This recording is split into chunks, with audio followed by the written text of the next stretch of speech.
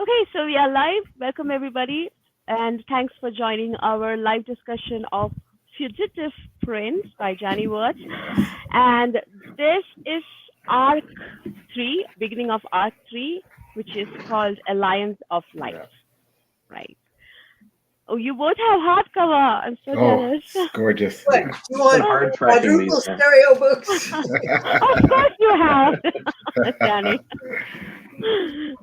All right, so I just finished this just 2 hours ago, so I'm still reeling from the aftermath, still trying to figure out what questions to ask. So I would mostly let Nico and Theo steer this conversation. But however, would you like to have a quick round of introduction, starting with Nico? Well, see, I was gonna try to talk less this time because I was just like gushing over Ships and Marrier last time. I felt like I talked too much, so I was happy to let you go. No. But I'm Nico from Nico's Book Reviews, and I've just been a really big fan of this series. I've been trying to get people to read Janny Worth's ever since I read Cycle of Fire, and I've started to have some success with getting more people to pick it up. But yeah, I do mostly fantasy with some other stuff on my channel. And I was joking before, this was fitting in with 19 other books I was trying to read this month, and most of them were quick to get through. This one, not so much, but totally worth it. So.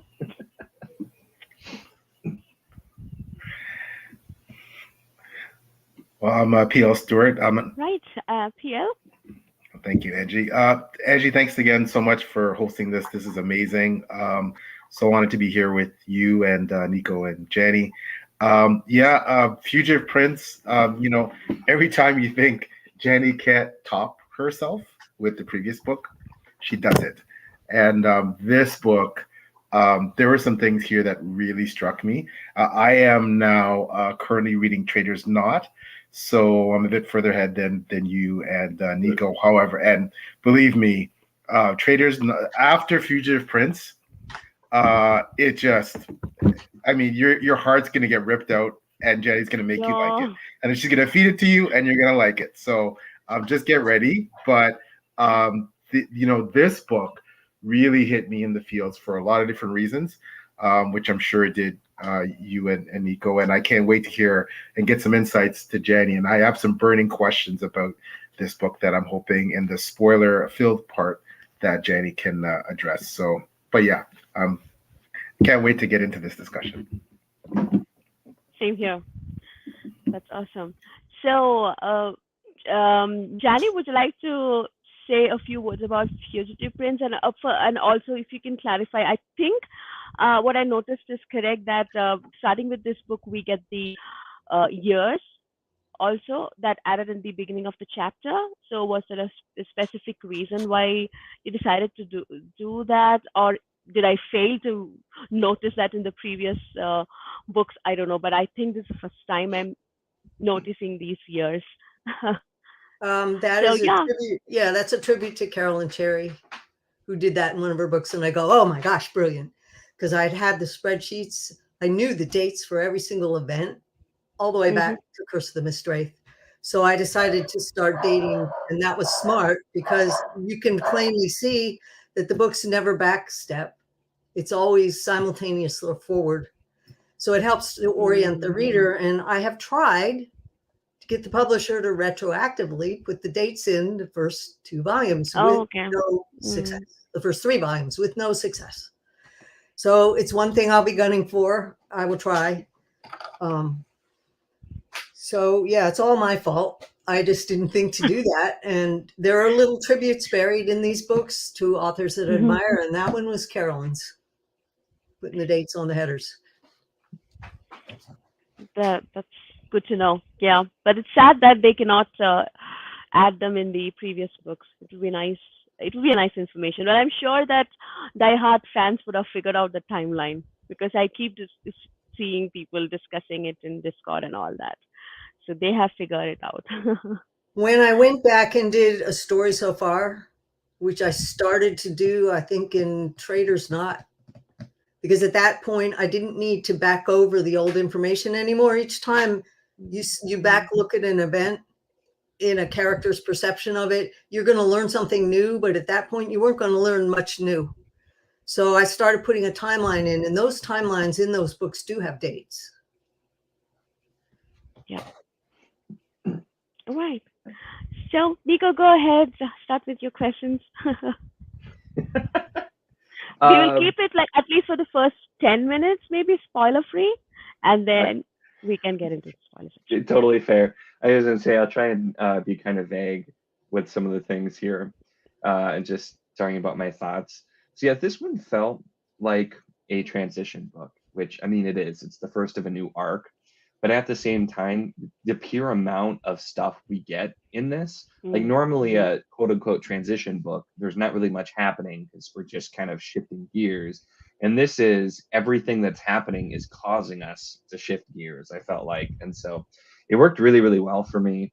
The timeline here, which I felt like it was pretty clear because you'd have comments in there that were like it'd been this many years since, and so we'd get things like that enough. But that kind of the quickened movement, I'm like, oh, we're really starting to do stuff with it. And I wasn't surprised to see it, but it still kept hitting me how often in this book we get these little subtle nuggets of extra information around some of the characters, like when we have dialogue or things that are happening.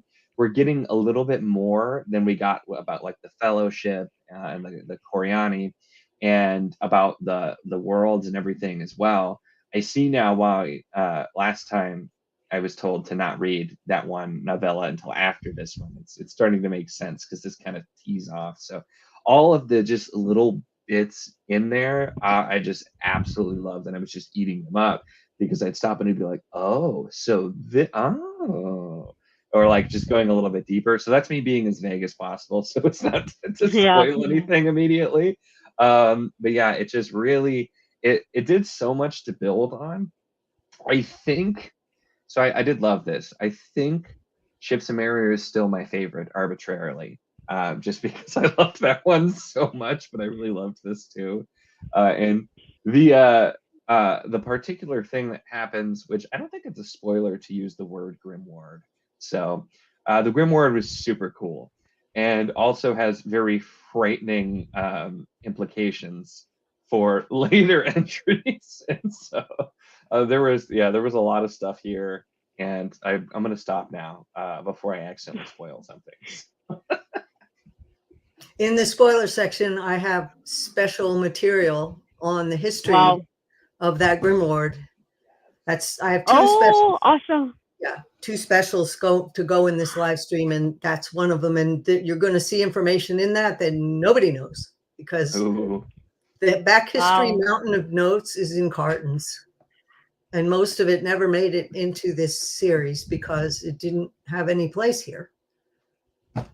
So if you've read the book, or if you don't mind spoilers, if you hang in there, you'll get the special material on what a grimoire is, or the history of that particular one. Very exciting. Yep, I actually really like the part about Grimward, and then I was always wondering what's Drake's dream, and what the hell is this Drake? And then I realized, okay, then you get the explanation, and that was a brilliant scene. Of course, the whole part inside Grimward, and in fact, I also have it on my notes here, Grimward, and I wanted to ask you more. Please tell us more about it, Janny. And well, I've got a whole list, couple of sheets. If you want the whole depth of it, I can give you pretty detailed.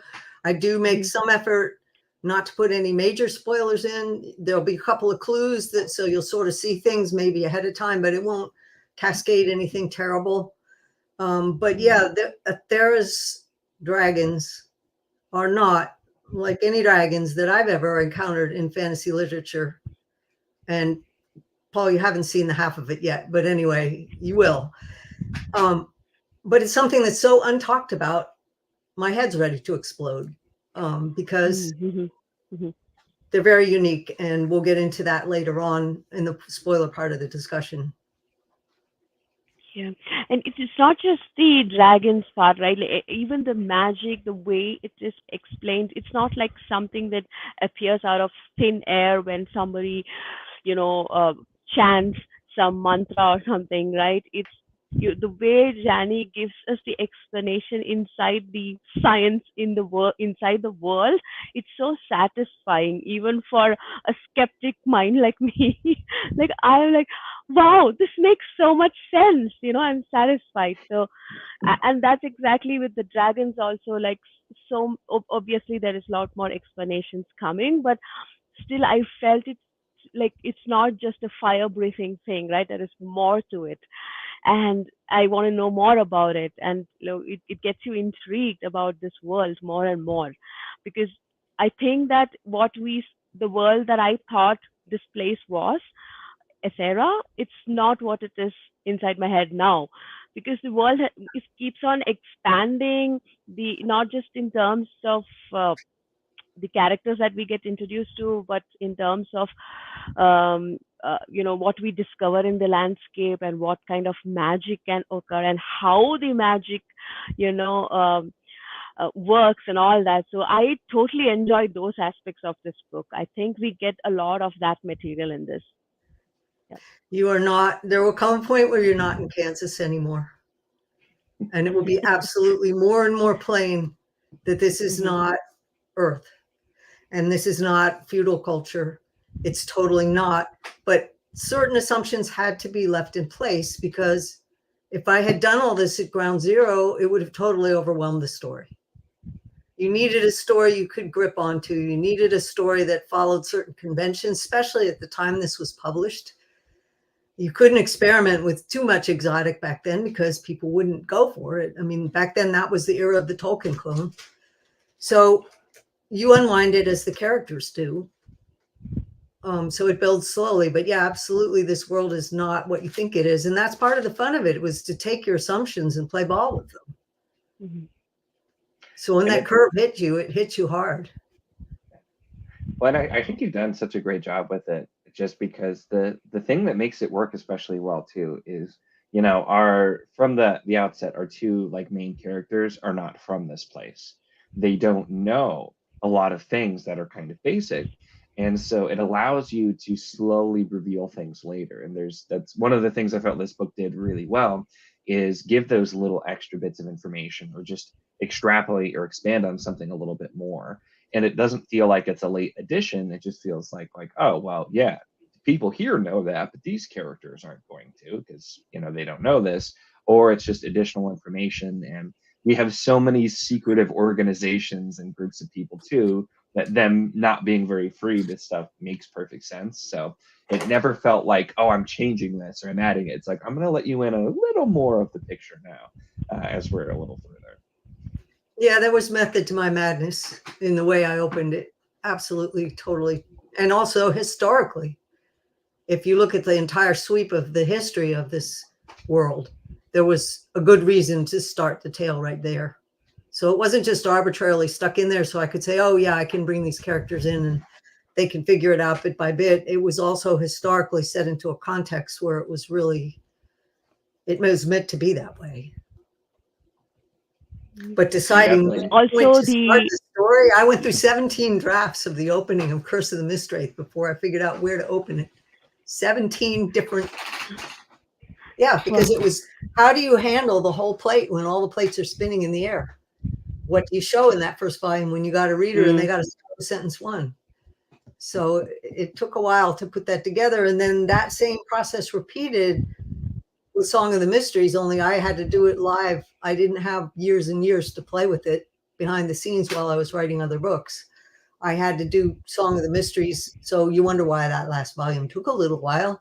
It's because so much happens. I had to know what parts to show, what parts not to show, and it had to all fit together into one volume. It wasn't so fat, it could not be published. So a lot of decisions had to be made. So yeah, you're on the ground floor of Arc 3 Mm, here.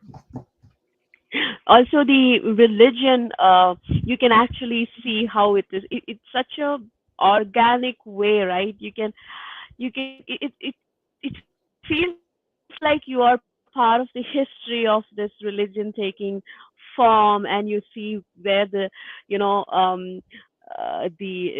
the zealots are forming, and their intentions, and how Lysair is trying to manipulate any and every situation or outcome to his advantage and to further his influence on these people, right? And it's so frustrating, especially towards the end. I was so frustrated with him that why is this guy not getting demotivated? I want him to feel sad. He is never sad. He takes everything, you know, so positively. He's like so toxically positive, I feel. And then he is using to build his religion around it. And I mean, I like that slow process that you have shown, that growth of this religion, or the birth of a religion, in fact. That was Well, so yeah, fun to because the read. world itself did not have religion. It had spirituality, but it Mm, did not have dogmatic religion. So here you see this starting to happen. And I don't know. I don't think we're getting too much into spoiler territory here, because at the very end of Warhost, Lysair says he's going to do this. mm, That final scene with him is, I need followers that are going to die for me, and what will make them die for me, unquestioning. So that decision was made, and that shifted the ground underneath of everything for that character going forward.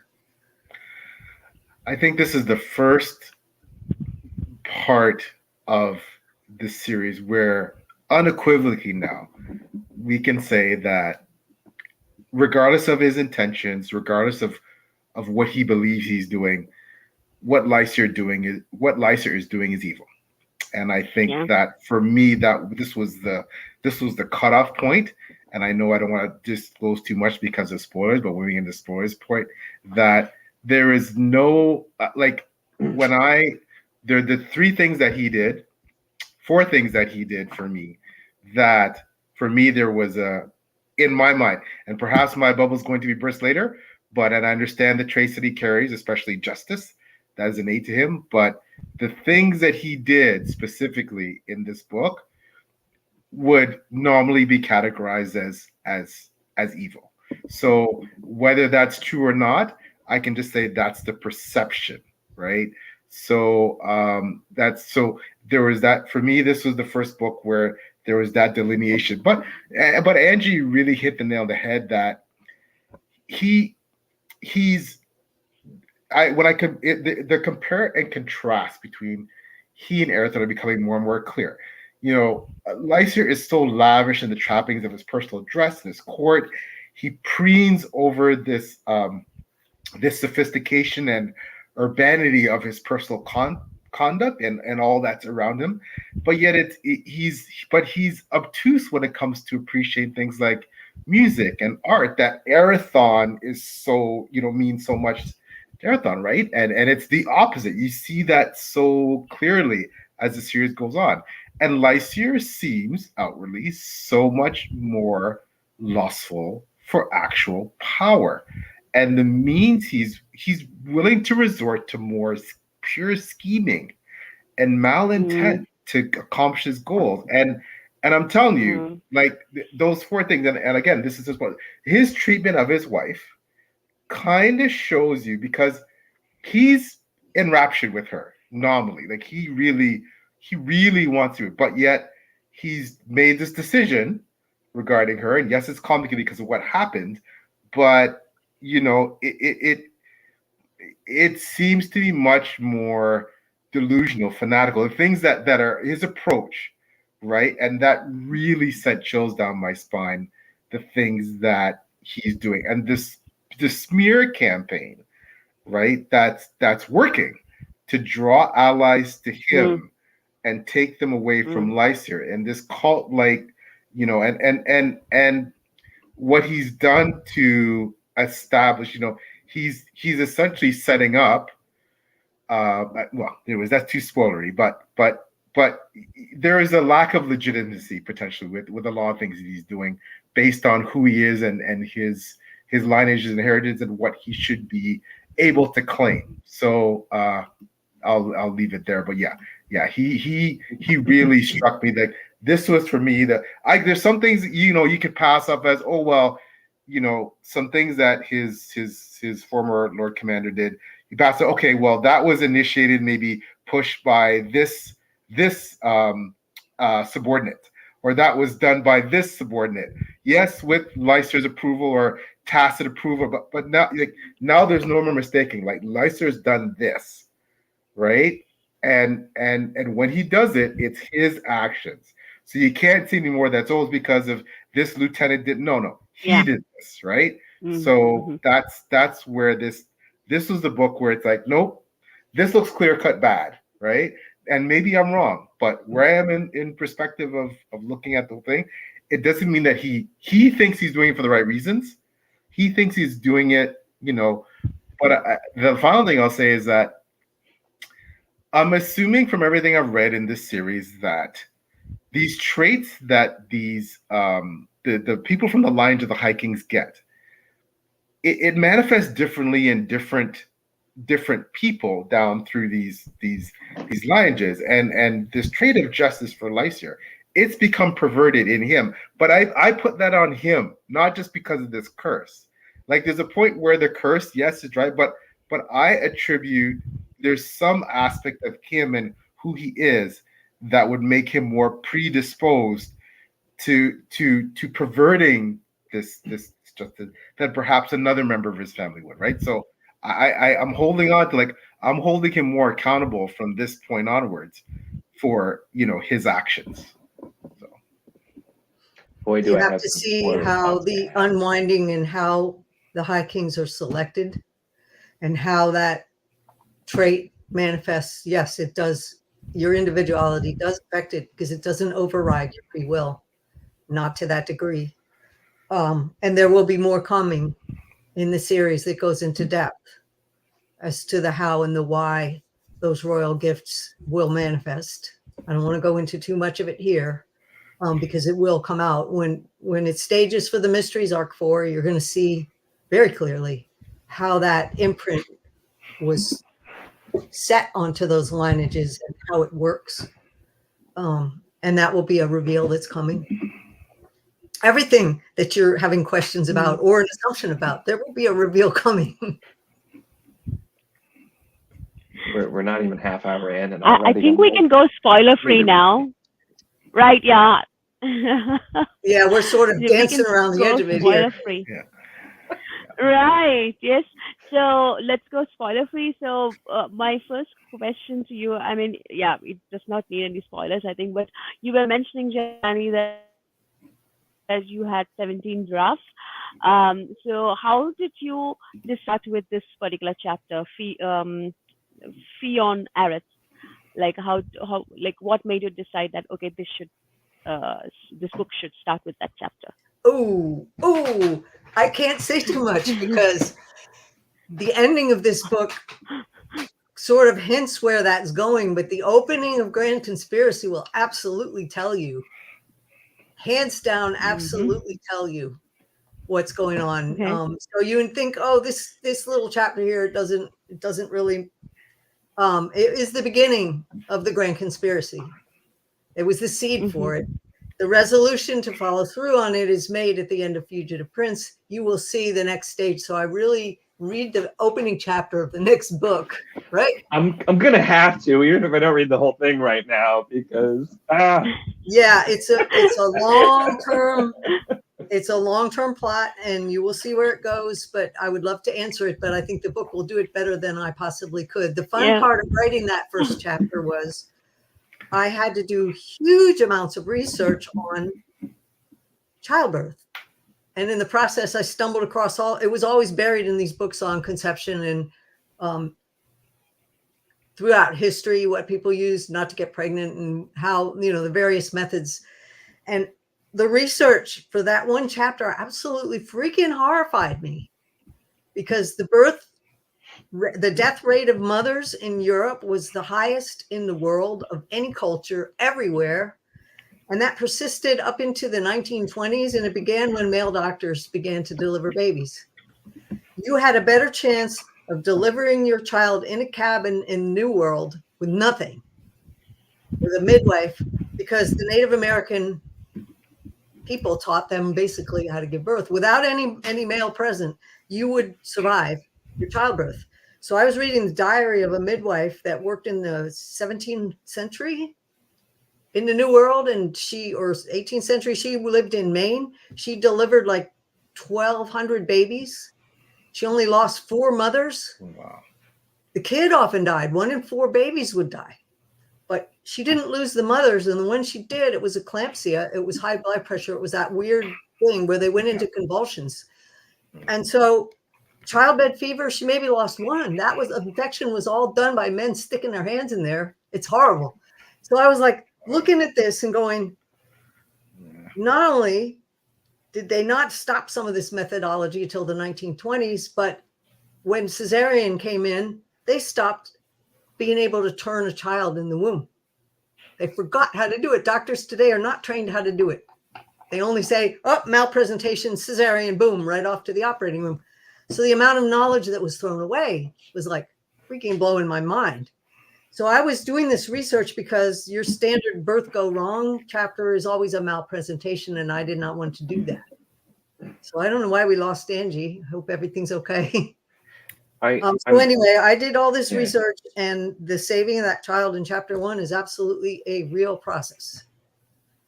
But I had to go through books and books and books and books and talk to a friend of mine who was actually a doctor. And when I tapped her for knowledge, the amount of knowledge she did not have, terrifying. So just fun facts on the research that went into some of these sections of the book. I did an awful lot of research for some of these scenes. It definitely makes it feel real. But yeah, it was the end of this one just brought up so many questions about that first chapter. So I may be reading the first chapter of Grand Conspiracy. Yeah, well, yeah, good luck stopping. But anyway, yeah, it'll open right there. So you will absolutely see the connection. Hi, Angie. Sorry we lost you. I have bad network today, so sorry. So yeah, guys, continue. I'll play the replay. Yeah, we were just talking about the research that went into writing chapter 1 and some of the astonishing facts that I stumbled across that, wow, the history of childbirth in women is a pretty eye-opening thing if you actually look at how things developed in the Western world. So, yeah, I think Angie's frozen. I think Angie's frozen there. Yeah. She was freezing kind of here and there, so that's why I was wondering, but hopefully we'll get her back here soon. Yeah, I was going to comment what you said about good luck stopping. That's why I have to be very strategic about where I put your books in, because they take they take longer to read than the average book. I always joke, like 100 pages of this is probably like 150 pages of another book. Yeah. So they take a while to read, but they're so good, and it's so hard to care about something else while I'm reading one. Yeah. And so I'm like, okay, what's on the schedule? What other things do I have to get done first? Because like I want to just jump into Grand Conspiracy, but I have 2 e-arcs I have to get to first thing in May, and so I'm like, yeah, it's funny. That's why I made that decision. I'm like, I do have some stuff I have to get to, but that's why I made the decision that I'm going to read straight through at the point where I am in the series, because I'm so invested in this series. It is so incredible. I can't sacrifice my own reading pleasure anymore. Like, there's so many great books out there. There's so many books I do want to read that are not Janny's. However, this is my favorite series, and this is the series that captivates my attention, that I constantly think about, that I'm not going to feel as satisfied internally until I'm finished up to the point where I can. And of course, the finale is not written, so I can only go up to that last book. But because I have all the books, it's written. It's not published. Sorry, it's that it's not published. Thank you, Janny. So I can go so far, and because I can go so far, and they're all sitting there, I can't hold off any longer.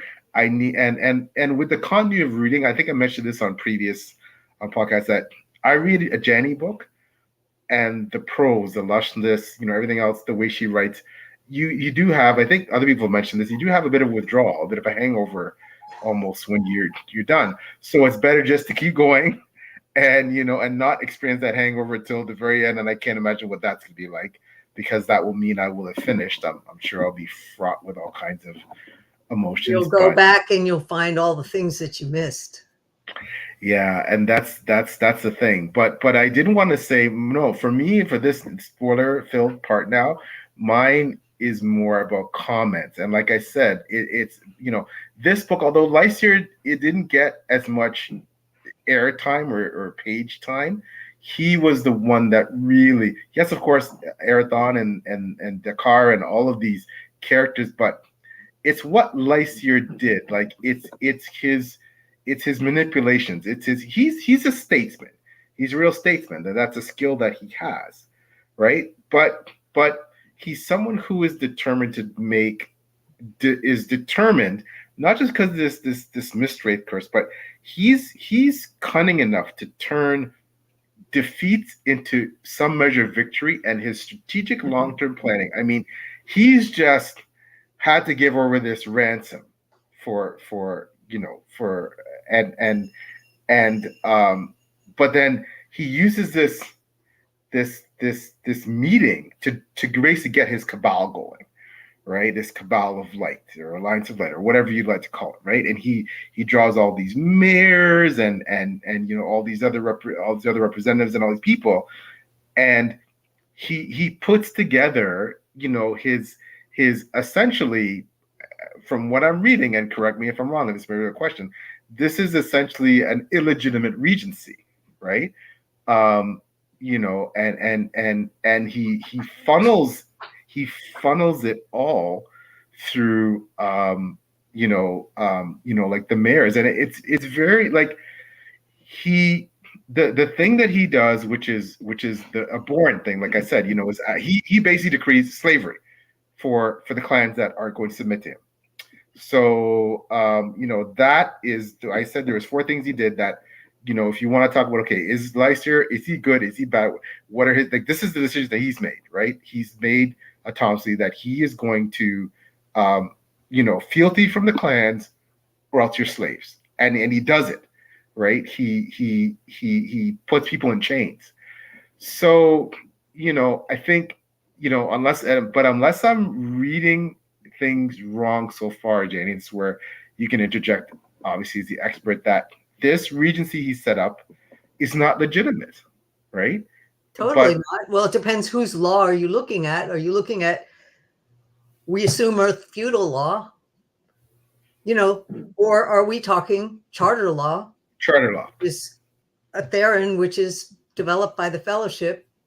So you have 2 concepts of power butting heads here, but also this is an expansion of ships. I mean, of war hosts, where Dakar saw that Lysair played on people's weaknesses to make dependencies. He tells you what you want to hear to make you feel good, to build that dependency so you do not stand on your own 2 feet. So now he's expanded that. It's the same principle. It's the same principle going forward. Lysair tells people what they want to hear to build a dependency. So they want to believe that there's this big bad. They just suffered this massive defeat.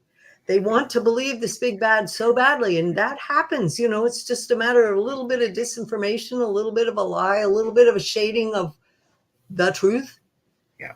Going back to Asandir's statement in book 1, the only unsplintered view is found from within, because the truth itself has many facets from the outside. So we're building these concepts as we go forward. So Lysair did not change. He just expanded the field of play. But now he's done these things now that are, like I said, they're unequivocally like, slavery. You are taking people, and he's targeted this one group of people, the one group of people who are, closest to, they're there to represent essentially the Parabians, right? The clans folk, right?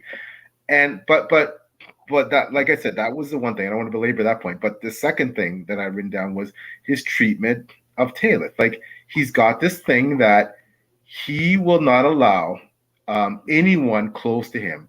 He can't really love anyone. He can't really have a weakness that can be exploited in this war, right? He refuses to allow, like he loves Taylor more than anything in the world. He loves her, he desires her, she's the perfect person for him. And he basically, after she's captured and held by Erathon and let go, she is tainted to him. So, but she's tainted. But besides that, she's also his weakness. So there's those two factors. He thinks she's been tainted because she's been exposed to Erathon. He's even worried that she slept with Erathon or Erathon's forced himself or whatever.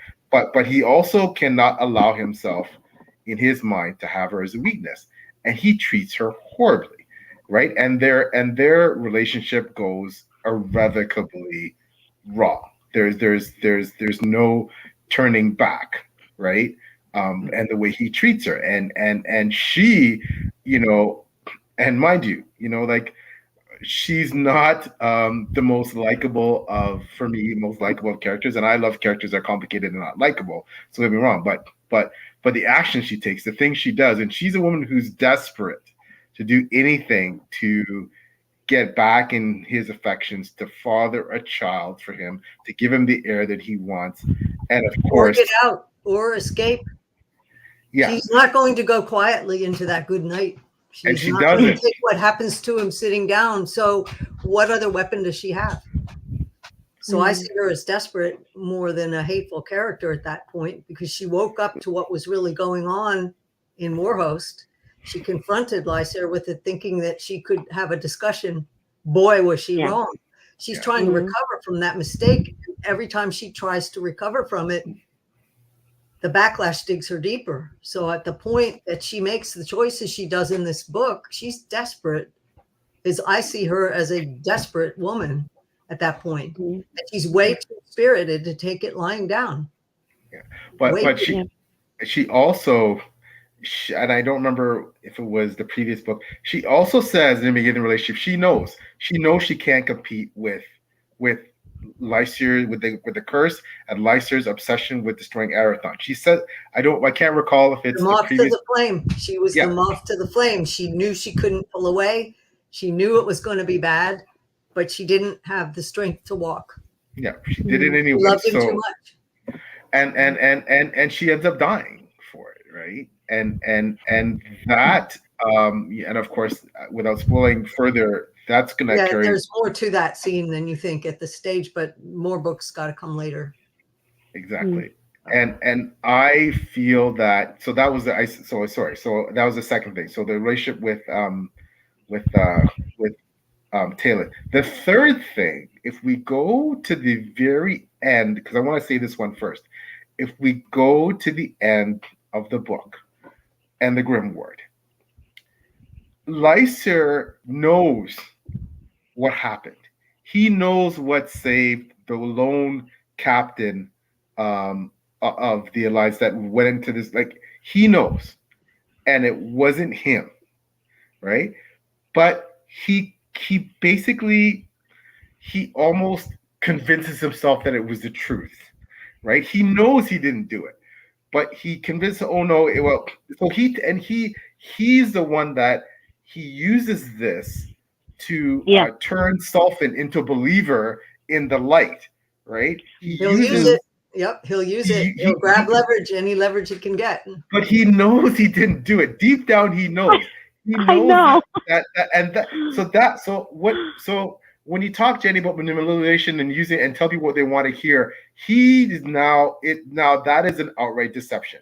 He knows it's not the truth. Yes. He knows he didn't save the guy, and then of course he promotes him. Then of course, on top of that, he's like, okay, well now I lost Diego, so you're gonna be, they're like, he uses that, right? And the usury and the manipulation, that was a clear, like, okay, nope. You're That's why he completely lost me. Yeah. Yeah. And the final so now I said the third thing. So now the final thing that I have so many replies to you. Me too. I'm like dying. No, go ahead. I'll unpack after. So I'll make this quick. So the final thing that he does, that I don't know if people really caught it as much. I don't know if it's something that, like like he is basically, when he destroyed the when he destroyed the prisoners, Yeah. right? Mm. To kind of to teach Lorenda a lesson, right? Like that he will not, like, I'm not taking any sorcery other than my own magic is I'm against it, right? Uh, Mm. you know, only he is capable of making these great decisions about life and death.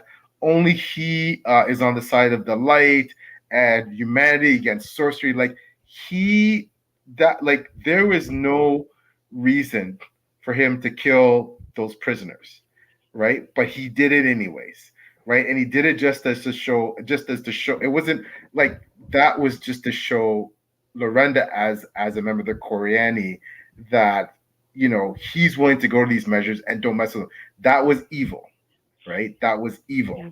There was no need to do it. So those four things for me in that book, yep. Like If that. I wanted to, Yep. if I had any doubts in my mind about Lysair and the curse he's being led astray, no, those four things, yeah, But my frustration comes from the fact that he never suffers the consequences for these. And that really frustrated me. Even the last scene where you talked about when he destroys the prisoner with the lightning or whatever.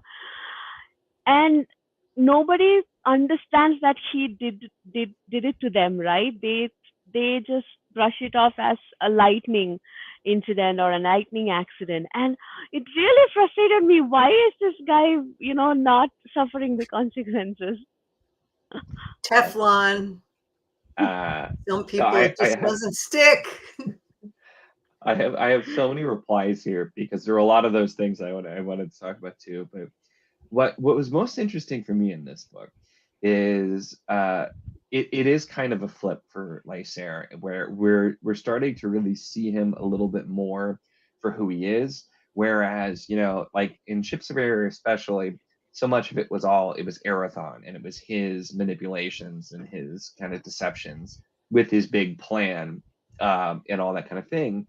But here is where we really see that it's more than just the curse with Lysair. Like he actually is much more in control in this book than he's been, or at least he seems to be, than he's been in the previous books. He's the one who's really making these plans, and trying to figure all these things out. And he's made like a very conscious choice of what he needs to do, and he's playing the long game.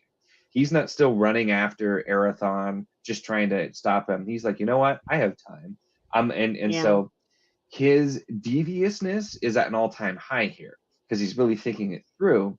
And like with him destroying the ship, I knew that was going to happen from the get-go. Since they said they were going to meet with him, I'm like, nope, he's not going to play that game. He's just going to destroy it and blame Marathon for it. Like I was waiting for it, and it was still so dramatic where it happened. And like everything with Talith too, where he's just like, that's the other side of the coin though, because his deviousness is at an all-time high, but his humanity and his humbling is also so much stronger. Like because of the fact that with Talith and the whole interaction there, you can see they both truly love each other.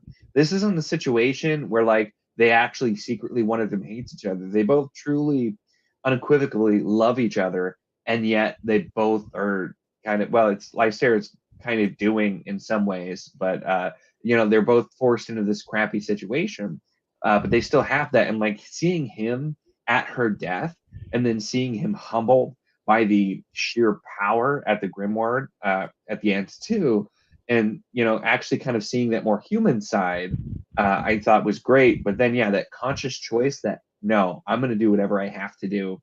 I'm in it for the long haul. And so those two sides of the coin. Whereas with Arathon in this one, he has less control than he has in pretty much any of the books because he's been affected, and he not only is going against Lysair but with the Coriani, and so that kind of switch was just so interesting to see, to really see the different sides of Lysair.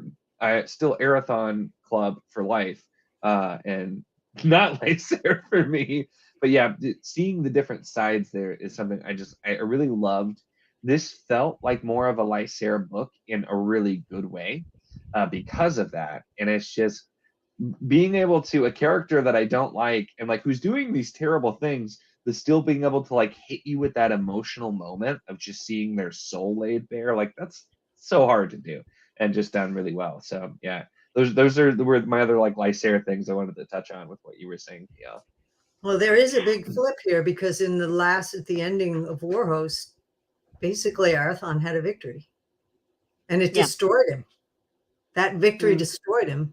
Lysair had an incredible defeat and it made all of these other qualities come forward. But can you see the sleeper side of the matrilineal gift working it here? That long-sighted, far sight, that comes from mother on both sides. So Arathon sees the forward progression of what is coming, and he's destroyed from what it put him through the last time. Lysair is building. And so, yeah, it's a complete reverse. Right.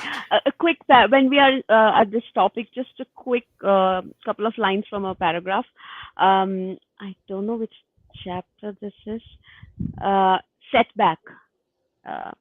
And it says, neither one of the half-brothers had escaped the deranging sorrows linked to the bloodshed at Talquerin and Vastmark, but where Lysair became driven to self-sacrifice for morality, ennobling his losses through a public campaign of justification, Arathon more quietly bled in compassion until his solitary resilience ran dry. So this is in line with what you said. He is more about his flamboyance and, pageantry and all that. And, and he wants to influence people, attract people, and he uses all this for his cause. But Arathon on the other side is completely different. He is always all by himself, suffering in his misery. And it's also the way Janny does such an exceptional job of. I've picked up on this more and more as I read deep in the series. Lysair, the person more deserving of majesty, is always described, at least optically, as more simple, more plain, more, yes, with grace and compatibility. But if you look at the outward trappings, like Lysair, his clothing is immaculate. His aura, his charisma, like these sparkling diamonds, like the way Janny describes Lysair is that this is a man who was born to be a king, acts like a king, looks the part, dresses the part, talks the part. What and there's this as I guess this light, this magnificence of his presence, right? And Arathon, on the other hand, is very understated. Yes, he has that, but it's understated. It's more about, and not that Lysair doesn't also do things that, as Janny said, we want to hear. He'll get down and dirty, and he'll walk side by side with the troops. He'll do something compassionate. He'll pay attention to that common person. He'll do, but it seems much more, again, statescraft. And although he feels it's genuine, right? It looks like it's for sure. It looks like a photo op, right? It comes off looking like a photo op, even though it isn't, right? But when there's a buried theme here that I wonder if anybody's ever picked up on. Personally, I have always hated with a screaming passion the adage that everybody hands down as an absolute when they say absolute power corrupts absolutely. I don't agree with that. I think there's a split in the road there. Absolute power corrupts absolutely when the goal becomes power, but absolute power that manages itself becomes invisible. The most powerful person is not the one in your face. They're not the one that speaks up first. They're not the one necessarily taking the lead unless there's a crisis and suddenly they'll be there.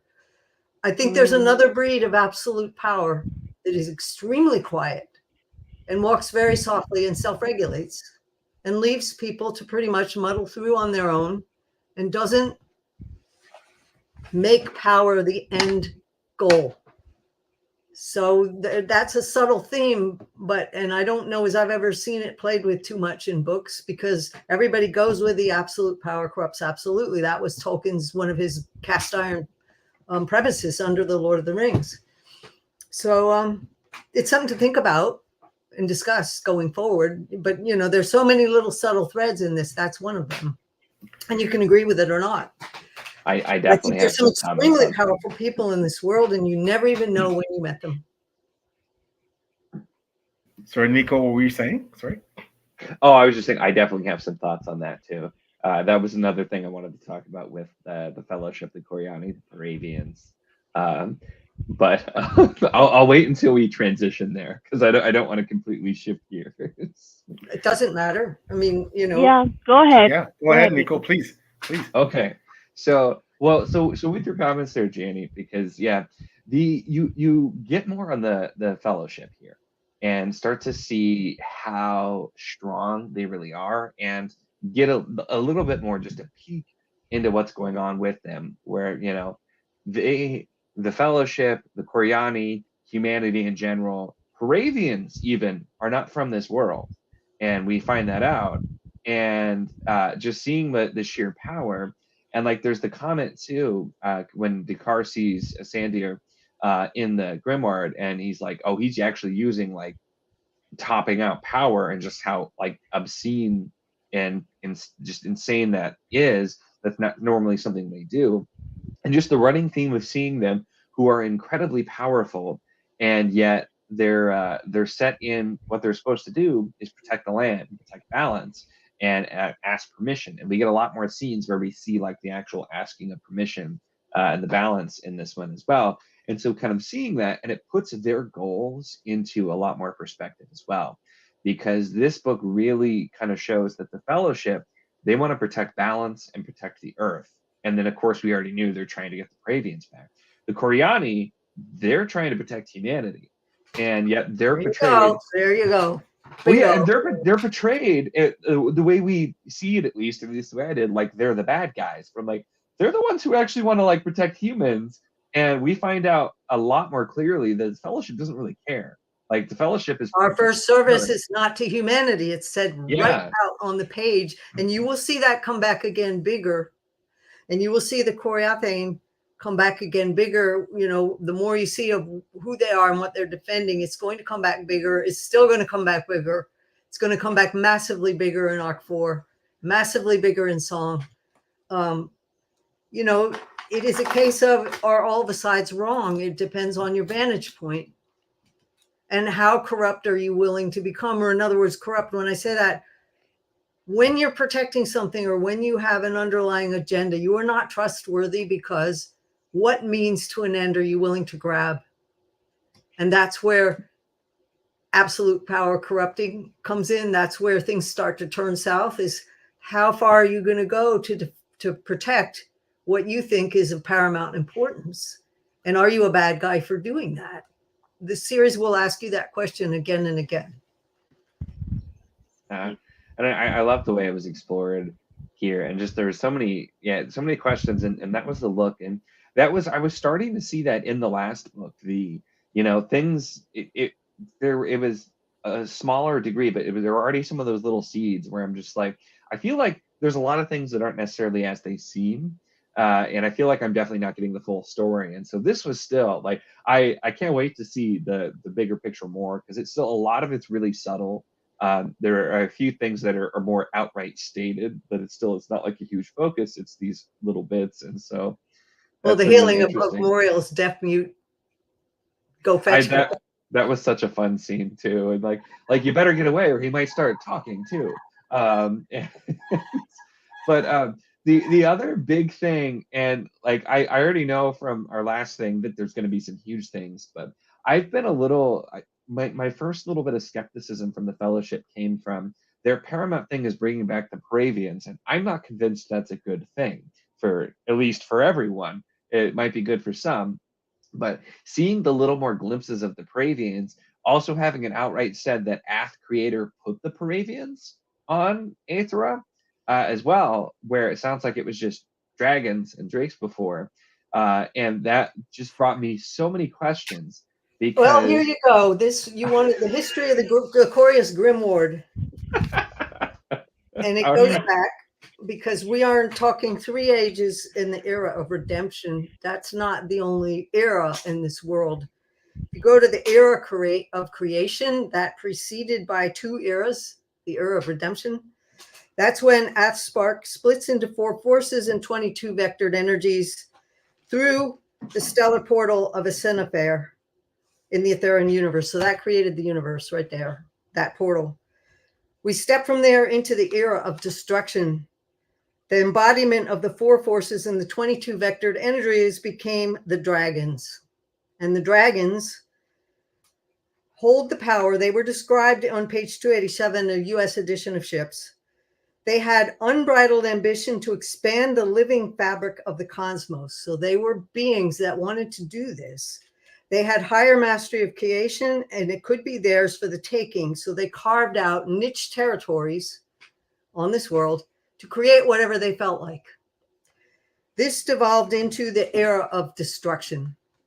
So there were 3 ages to that era, and I don't want to say how many thousands of years because it's very long, but the age of the dawn, where the dragons used that ability to create. So you know from the Grimoire that their dreams of their haunts create. You know from the Grimoire. So in the age of the dawn, they created with unbridled license. In the age of dream that followed that, they forgot the compassion in the creator's founding of the world. And creations that they made escaped their control altogether. And it began with territorial wars between their niche areas where somebody else's dreaming would come in. So they started dreaming what we call great Drake spawn. And you see the descendants of some of that in the swamp. And those were territorial checks and balances to keep the other guys out. So they began to build defenses, but they used living creatures. And it got kind of nasty. The territorial defenses went wrong. They ended up creating things that ran in packs. Those little gargoyles on the front of the US editions or the new editions, those were Sid Lewin. They hunted in packs and they were designed to kill dragons. And they got completely out of control. So they spun the energies of senseless destruction and their own creations escaped control. And then you got Drake spawn, not just the Sid Lewin, but other things that ran in packs capable of taking down dragons. There were krakens. There were all kinds of things in the oceans. There was an unbelievable mess of monsters and also energetic things that would possess the Methuri, that would possess and then breed up other things that were crossbreds. So spawn spilled life essence of dragons. They learned to feed on that.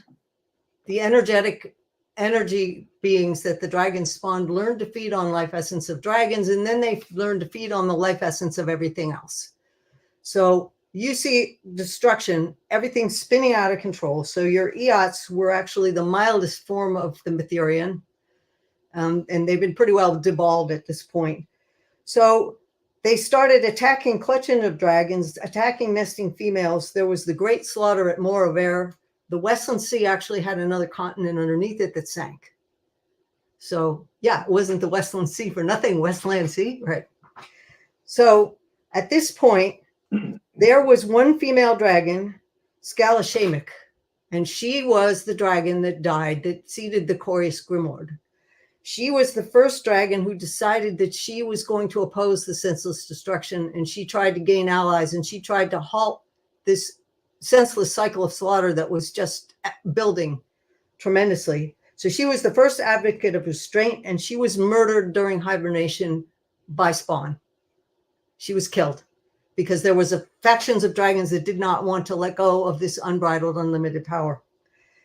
Because of her death, the first dragon protectorate was begun, and that was where the age of nightmare began. Dragons began to cocoon in stone to hibernate for protection, so they would not be attacked because they have to go through a regenerative cycle. They have to sleep.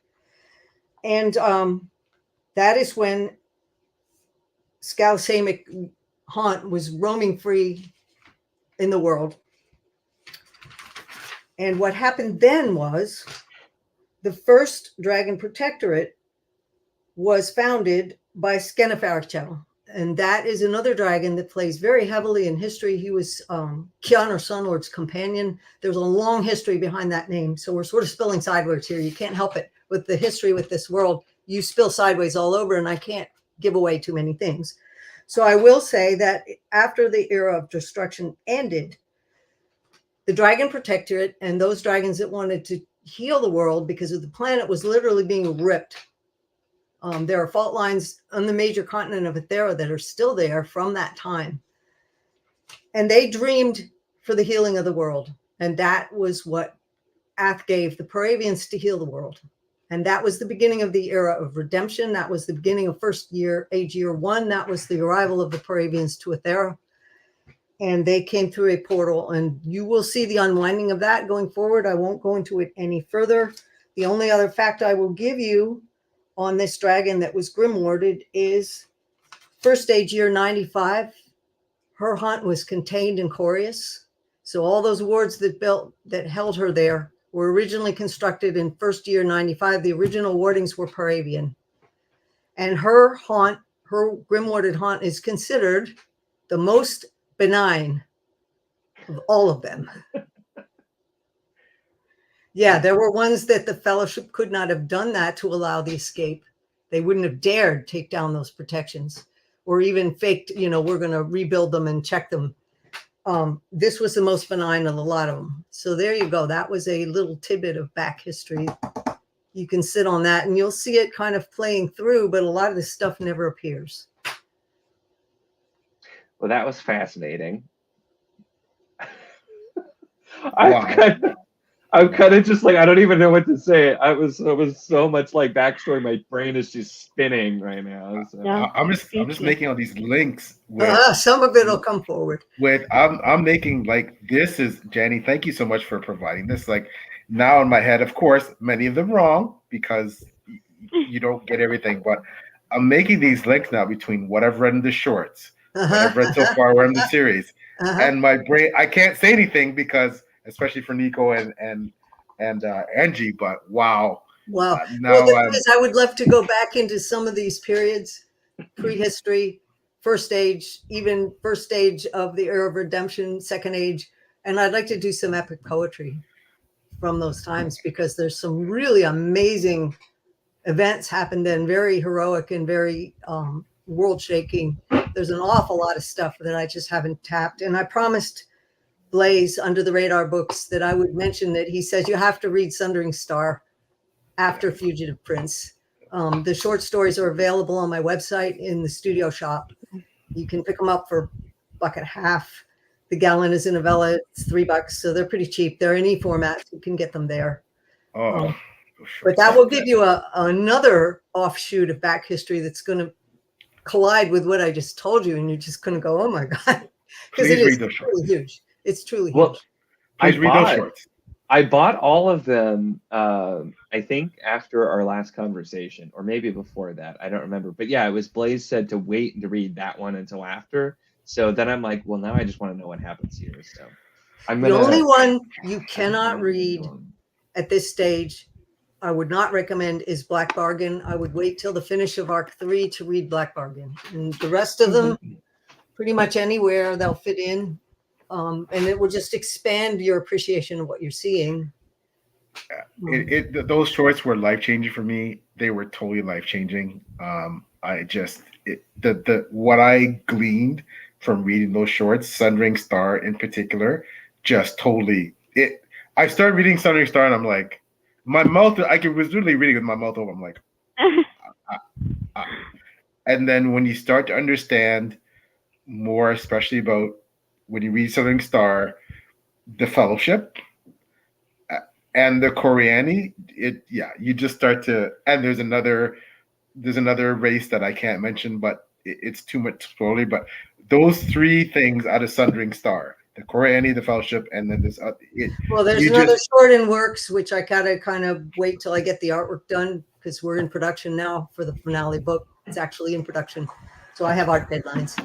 Yeah. So, but there's another story called The Outcasts, which will bring in the third element there that you were asking about, and it's way written, but I just have to get time to finish it.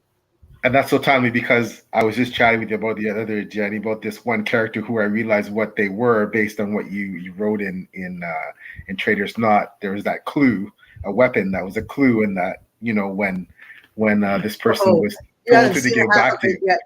I was like, oh my goodness, this is it's you know, Well, we're um, off Fugitive Prince, but yeah, but you know, when you go back to Fugitive Prince, you'll see that the elements are there. You'll see the elements are there, you know, they're there in all of the books. They're there. It's just they're sleepers. You think, oh, that guy's a spear carrier. The little guy who's the cook on the Ketyan bringing the food to Dakar and Jirut right before that thunderstorm where Arathon appears. He is not a spear carrier. All right, guys, So I'm you gonna write that off drop. and you I go, have some things no, to that's do. not much. Hi, Nico. Uh, He's going to read. So yeah, Yeah, so oh man, there's so many things I need to read now. I always get so excited on these streams. I might well, try to fit in here's some of the these other special feature for you. In this book, Arathon sings a lament for the widows of Dear Kenton Vale, and his title is Master Bard, forbids him from turning down the request. And he does it, and he does it with his all. Let me give you what was going on in my life when I wrote that scene and where this lament came from, what part of the fire that went into making this event, this ballad happen. We were en route to a convention, a little Midwest convention, and just the day we got on the airplane, the Gulf War started. This horribly unjust war that was completely, the public was hoodwinked, half the politicians were hoodwinked.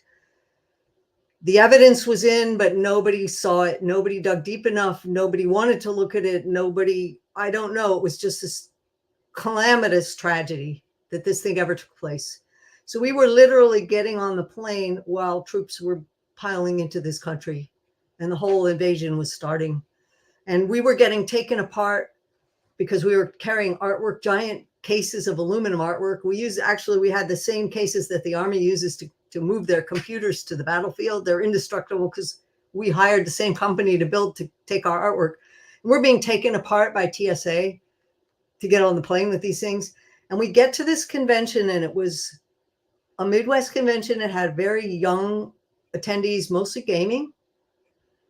And it was surreal because we'd walk into the bar to get a meal.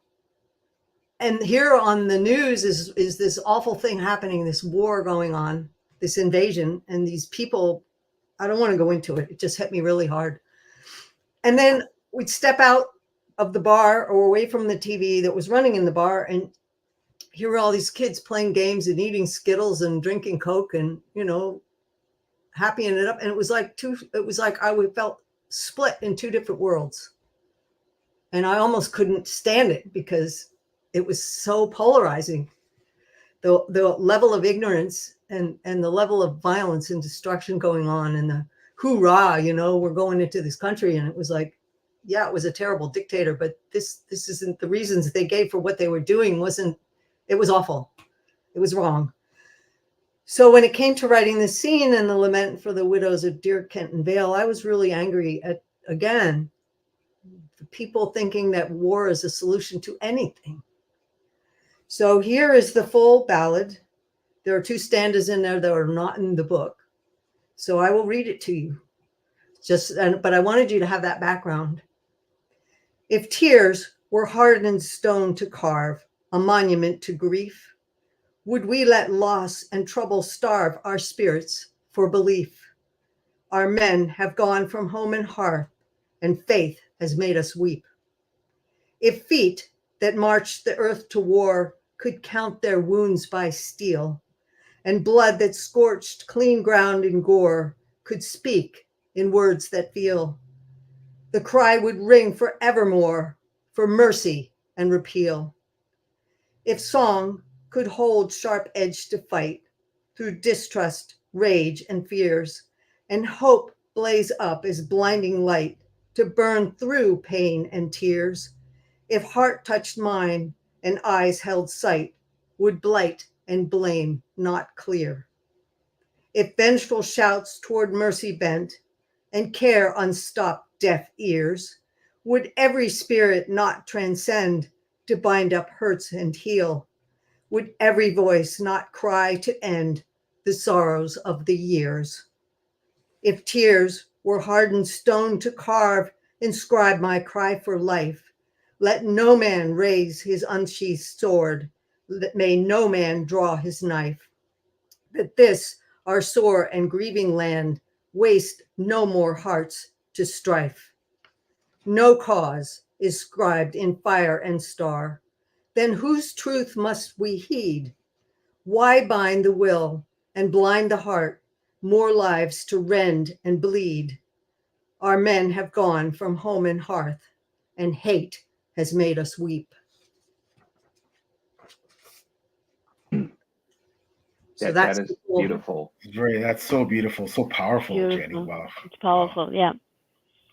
I, of course, it's because where I am in the reading, don't want to get away from Fugitive Prince, but when you read Peril's Gate, that emphasis on the futility, the utter futility of war and conflict, it hits home like it hits home like nothing else I've ever read, certainly in fantasy literature. And I think that I talked about why more and more Lycier's actions appear more evil, Erathon's actions appear more sympathetic.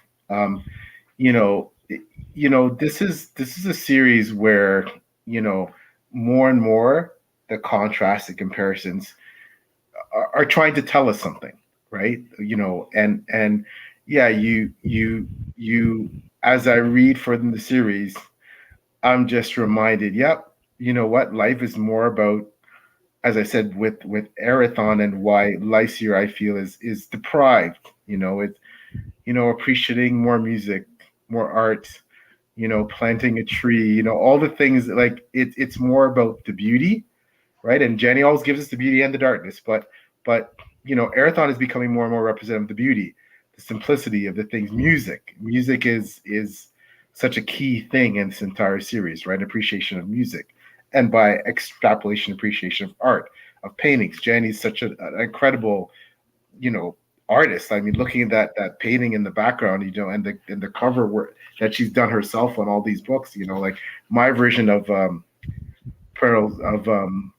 Trader's Knot has some beautiful artwork inside the book, pictures in various chapters about especially some of the fortresses and the strongholds. And so appreciation of art, like those are things that if we spent more time perhaps doing that, then perhaps like Lycier world, realm building and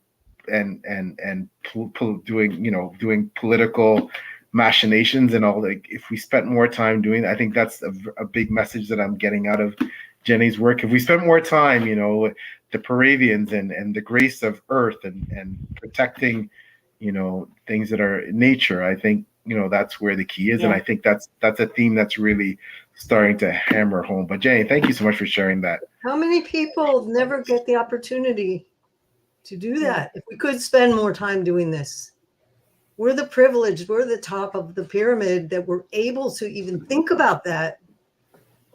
The way the structure of things going on this earth, we waste more talent than we nurture. So yeah.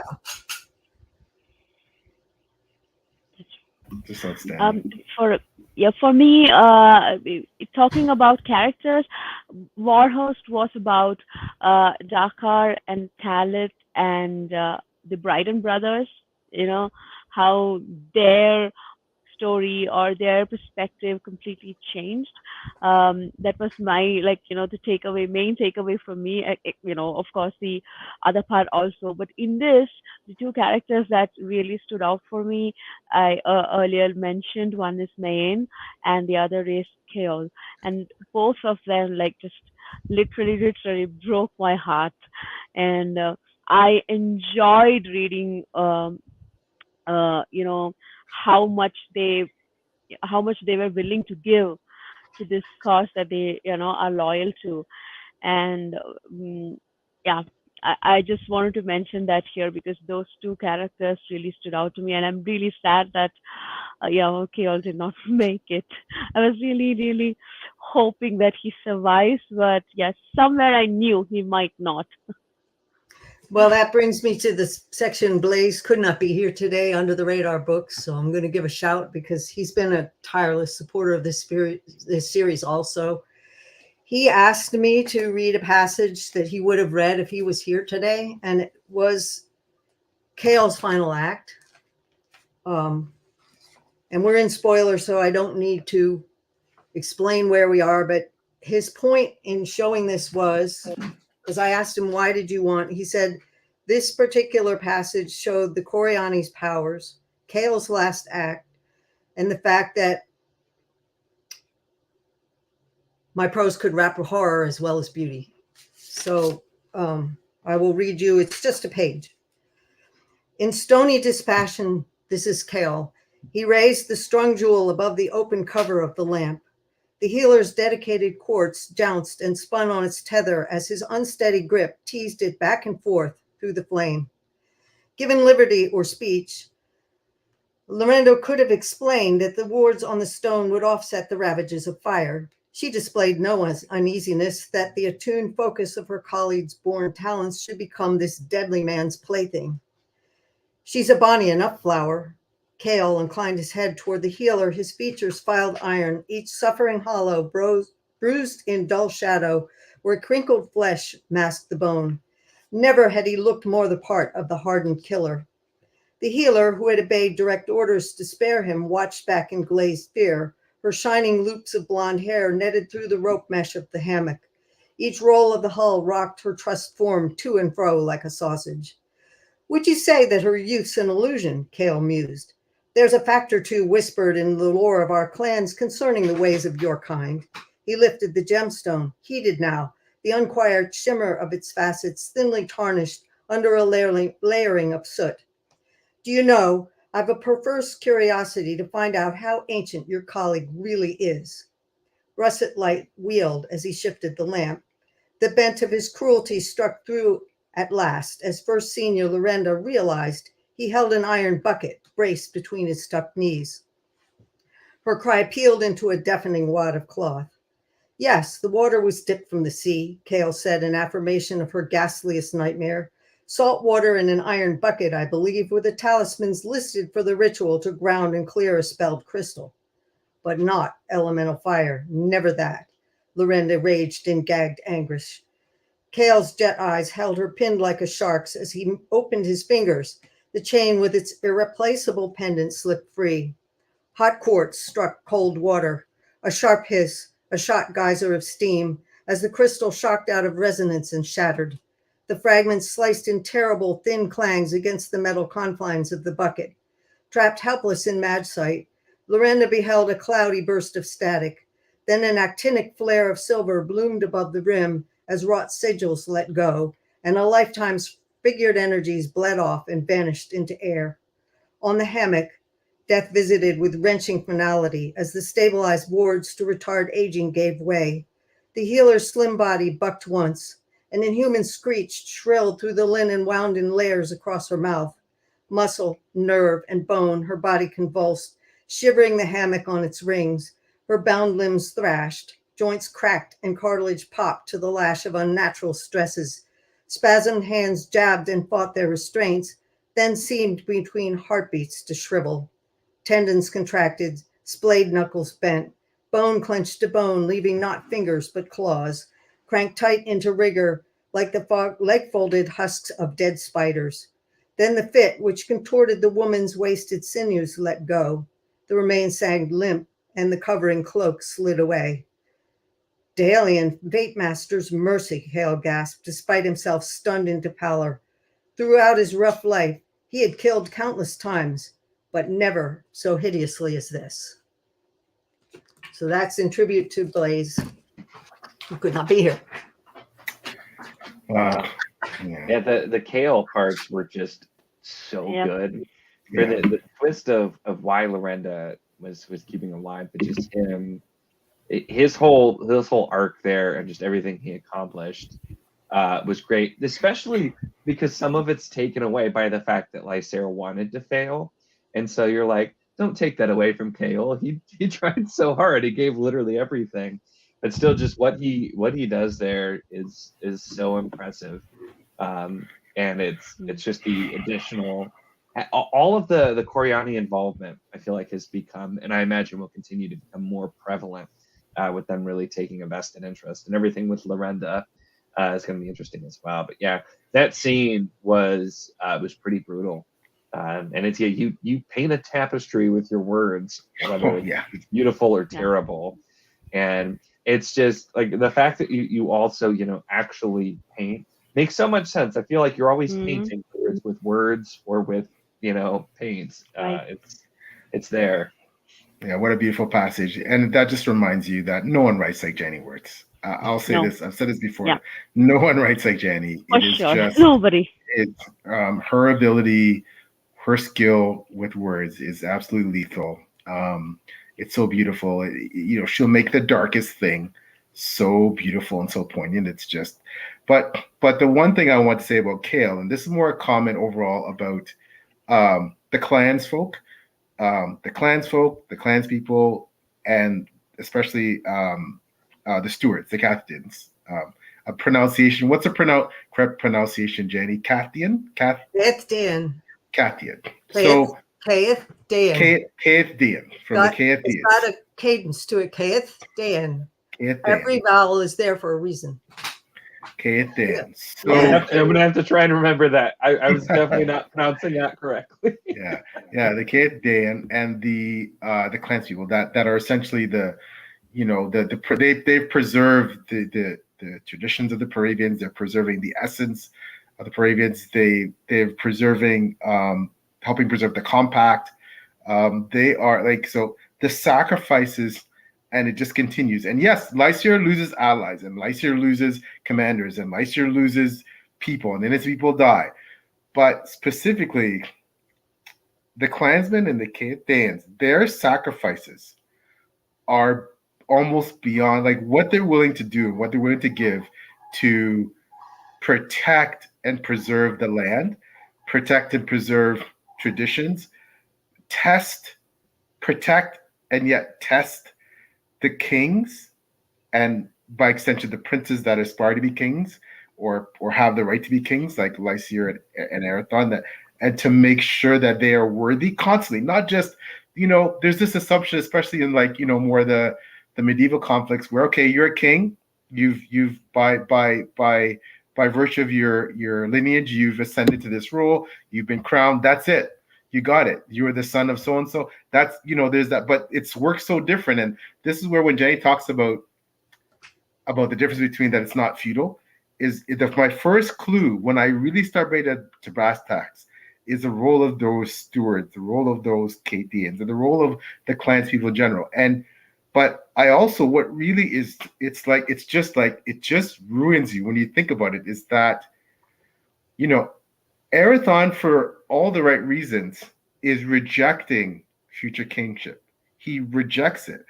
And I know there's a lot of reasons for that, but the reason in my mind is that I feel that Erathon knows that it's not just responsibility. It's not just because he wants to go off and be a master bard and he just wants to enjoy the flowers and and run off with Ilaria. I think it's much more about, he realizes that, I wrote in my books. You did. You said that a king has to make choices that other people don't and can't. Their morality is different. So you nailed it in your book, which was, I believe, the second book, The Last of the Atlanteans. Yes, where you said that a king's choices are different. And Erathon does not want that. He sees it very, very clearly. So your books have a depth to them. And when I read that line, I went, yes, because that's exactly it. And what people assume when they go, oh, this is the king's steward, blah, blah, blah, blah. No, the Cathian are the king's conscience.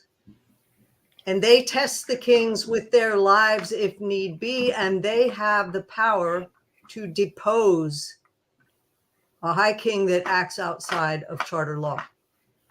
They are the king's conscience. So the power they hold is much more immense than you realize. You will see down the line. So Lysair's executing of Maynol was huge, massive. I can't inversion even of power there, because she called him out and he had her executed. And of course, I can't spoil what happens later, but Lyser's actions, I mean, what he continues to do. But Jenny, and thank you very much, Jenny, for the compliment about my work. But and I also want to say yes. In my second book, I mentioned there's a line that basically says, there's a character that says essentially that all good all kings are killers, especially, right? All good kings are killers, and all good kings are good killers. And do you know anyone famous throughout history, any king that hasn't killed people? Right, Do but you, the fine shaving of that statement in this series would be Arathon doesn't want people to die for him. exactly, And exactly, Fugitive Prince is when it blows up in his face. exactly, It and blows that up in his face in a really, really horrible way. And that is going to carry consequences going forward. bingo, and that was exactly my point, Jenny. That when Arathon inadvertently kills KO, delivers his death wound, but and if you grant me a quick passage to read, although KO doesn't die then, but he gets the mortal wound. This is what after everything KO says in the end. Okay, say to Prince Arathon, when the Fellowship sorcerers crown an Asphalian descendant as Rathane's High King at Ithamon, on that hour he will not have failed me. And I think this is something you're going to see. You've seen it before, and without spoiling, I think it's the Arathon's, the people around him, especially clans people, and they continually test him. But the ones that believe him believe that he is deserving and worthy of this honor, and that he should take this on, and he rejects it. And that in itself is probably the biggest dichotomy for me in Arathon's journey, is that, I am wondering, and maybe I just haven't gotten there yet, or maybe it'll never happen, and maybe it'll be the opposite. But will Arathon ever embrace that, or will he continue to reject it? Because all of the people that are dying for him are partially dying for him to get there. So it may come to a head that as much as he doesn't want it, as much as he believes that, well, if I'm a king, more people have to die because of the decisions I make. And I don't want that on my conscience. The people that are dying to make him the king. So it's that, like, something's got to give there, right? And I don't know if it gives, and I don't know, but that my prediction is that something has to give there, because the part of that dichotomy is Arathon doesn't want to see people keep dying for him. So, and if their cause, as much of their cause is to see him crowned, at what point will he go, well, if people are going to die, and have to make these, if I'm the king, I have to make these decisions, is it better that it's me, or is it better that they've died in vain to get me to where I'm in that position? So that's something I'm very fascinated to see as I read in the series, how that There's more to a Theron crown responsibility than you are seeing yet. And you will see it. You will see it. You may not see it in the third arc, but you'll start. But so there's a bigger picture here. And as to how much Arathon might know of that bigger picture, he did spend time at Althane Tower in book 1. So you'll just have to read and find out. But yeah, so I can see that there's still layers of what a kingship entails that got to slough away here, because you're not in Kansas. You really aren't. The whole purpose of what those crown function was is going to unfold in the series. But that's part of the fun of it, is people going, oh yeah, this is a feudal world. And it's like, oh no, it's not. And that's what we do culturally all the time. We take our culture with us when we visit another culture, and we interpret what we're seeing that they're doing based on our cultural confines. So I did this on purpose, and then gradually poked enough holes on it that the ship is going to sink. Okay, it will sink. But how many holes do you have to punch in somebody's system of cultural upbringing before that ship sinks and they start realizing, I'm not talking to someone who's like me? So my use of feudal assumptions here was on purpose. And people go, oh yeah, this is just another medieval fantasy, boring, European. It's not that at all. But I wanted to gradually poke holes into that. how many holes do you have to poke till the ship sinks? And we do this all the time in the real world. And so I kind of wanted to awaken the desire for critical thinking, that when you meet somebody that's new as a person, or you meet a culture in the news where the reporting is biased, how much are you swallowing unquestioned? And how much do you really know? And when the answer comes out, I really don't know anything, then you arrived at ground zero. For this series, you will arrive at that ground zero. I really don't know anything. And then it will start, the picture from within will start to build up. But I have to take apart everything and take apart everything and take apart everything. And that's in the third arc, is beginning to take apart those assumptions hard and fast, so that arc 4 can build for something totally different.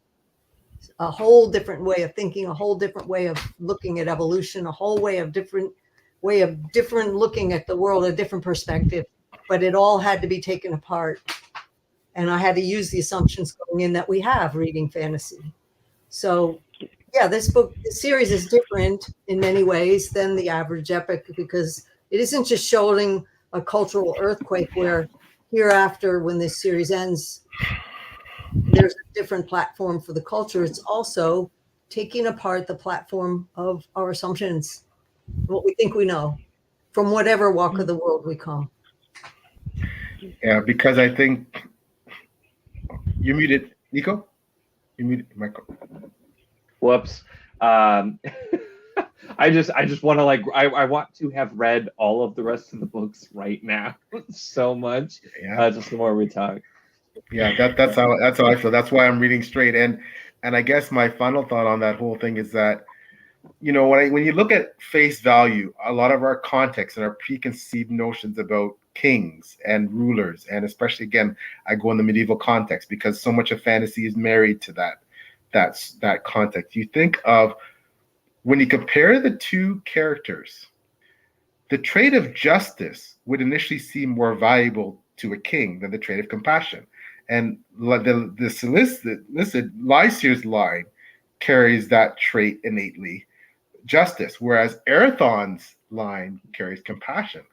So even outwardly, you would think, well, you know, if you're going to say, was the king need more in the medieval context, justice or compassion? No, he needs justice. He needs to be fair. He needs to be, you know, to stick to his word. He needs to be honorable. He needs to make decision making has to be, you know, partial. He has to have a mind for, you know, for executing things judiciously, rather than being compassionate, which implies almost being soft, being vulnerable, you know, not being able to make those decisions, and, you know, perhaps forsaking, you know, that important thing about justice for the sake of being a nice guy.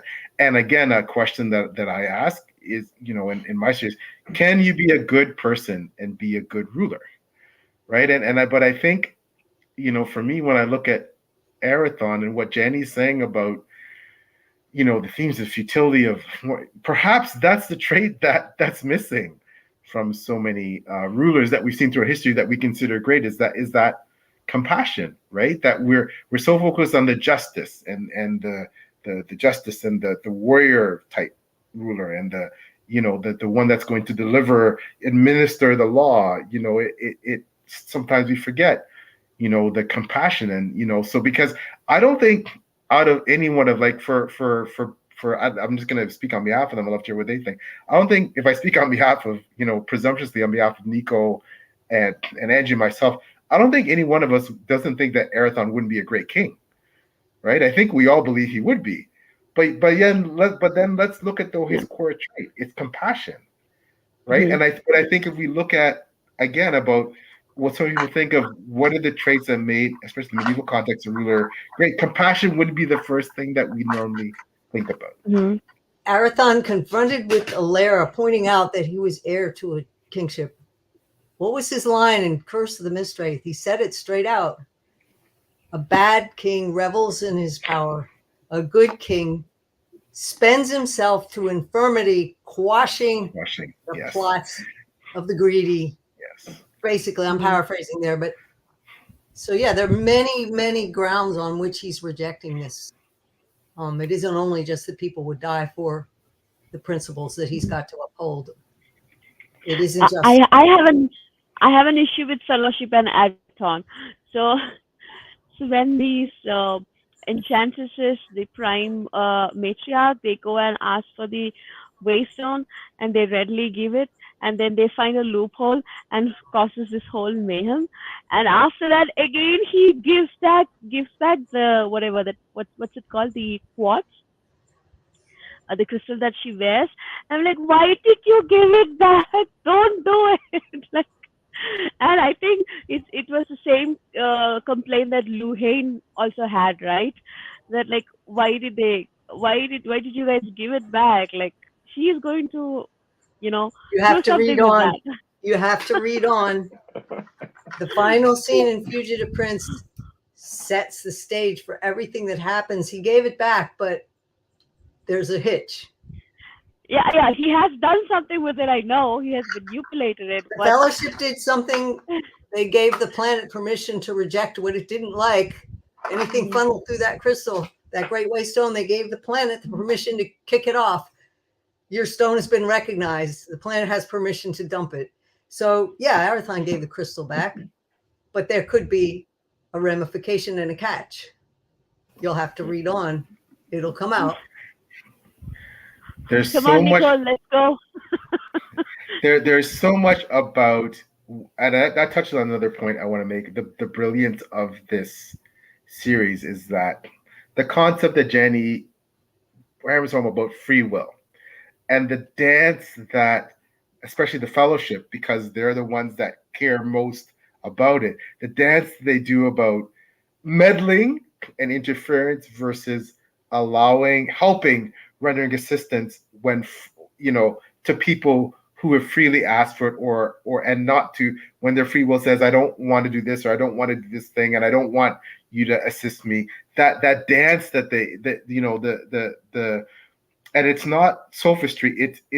They actually, everything in their core being seems to come down to, we can do this, but we can't do this, because if we do this, it violates this principle. And but so many other people in the book care nothing about it, care nothing about whether anyone is doing something with their free will or not, right? And that's another thing I find fascinating about specifically the Fellowship, because when we talk about, well, whose mandate is, the Coriani, the Fellowship.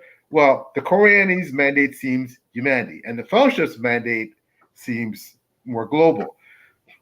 So, is it that the Fellowship is saying, well, there are bigger and more important things in humanity, and that's what we're contemplating, and that's why we care so much about this? Or is it that they just don't care? And that's the complexities, because initially we're thinking, well, anything that's going to save humanity is great, right? Because we're thinking humankind. That's the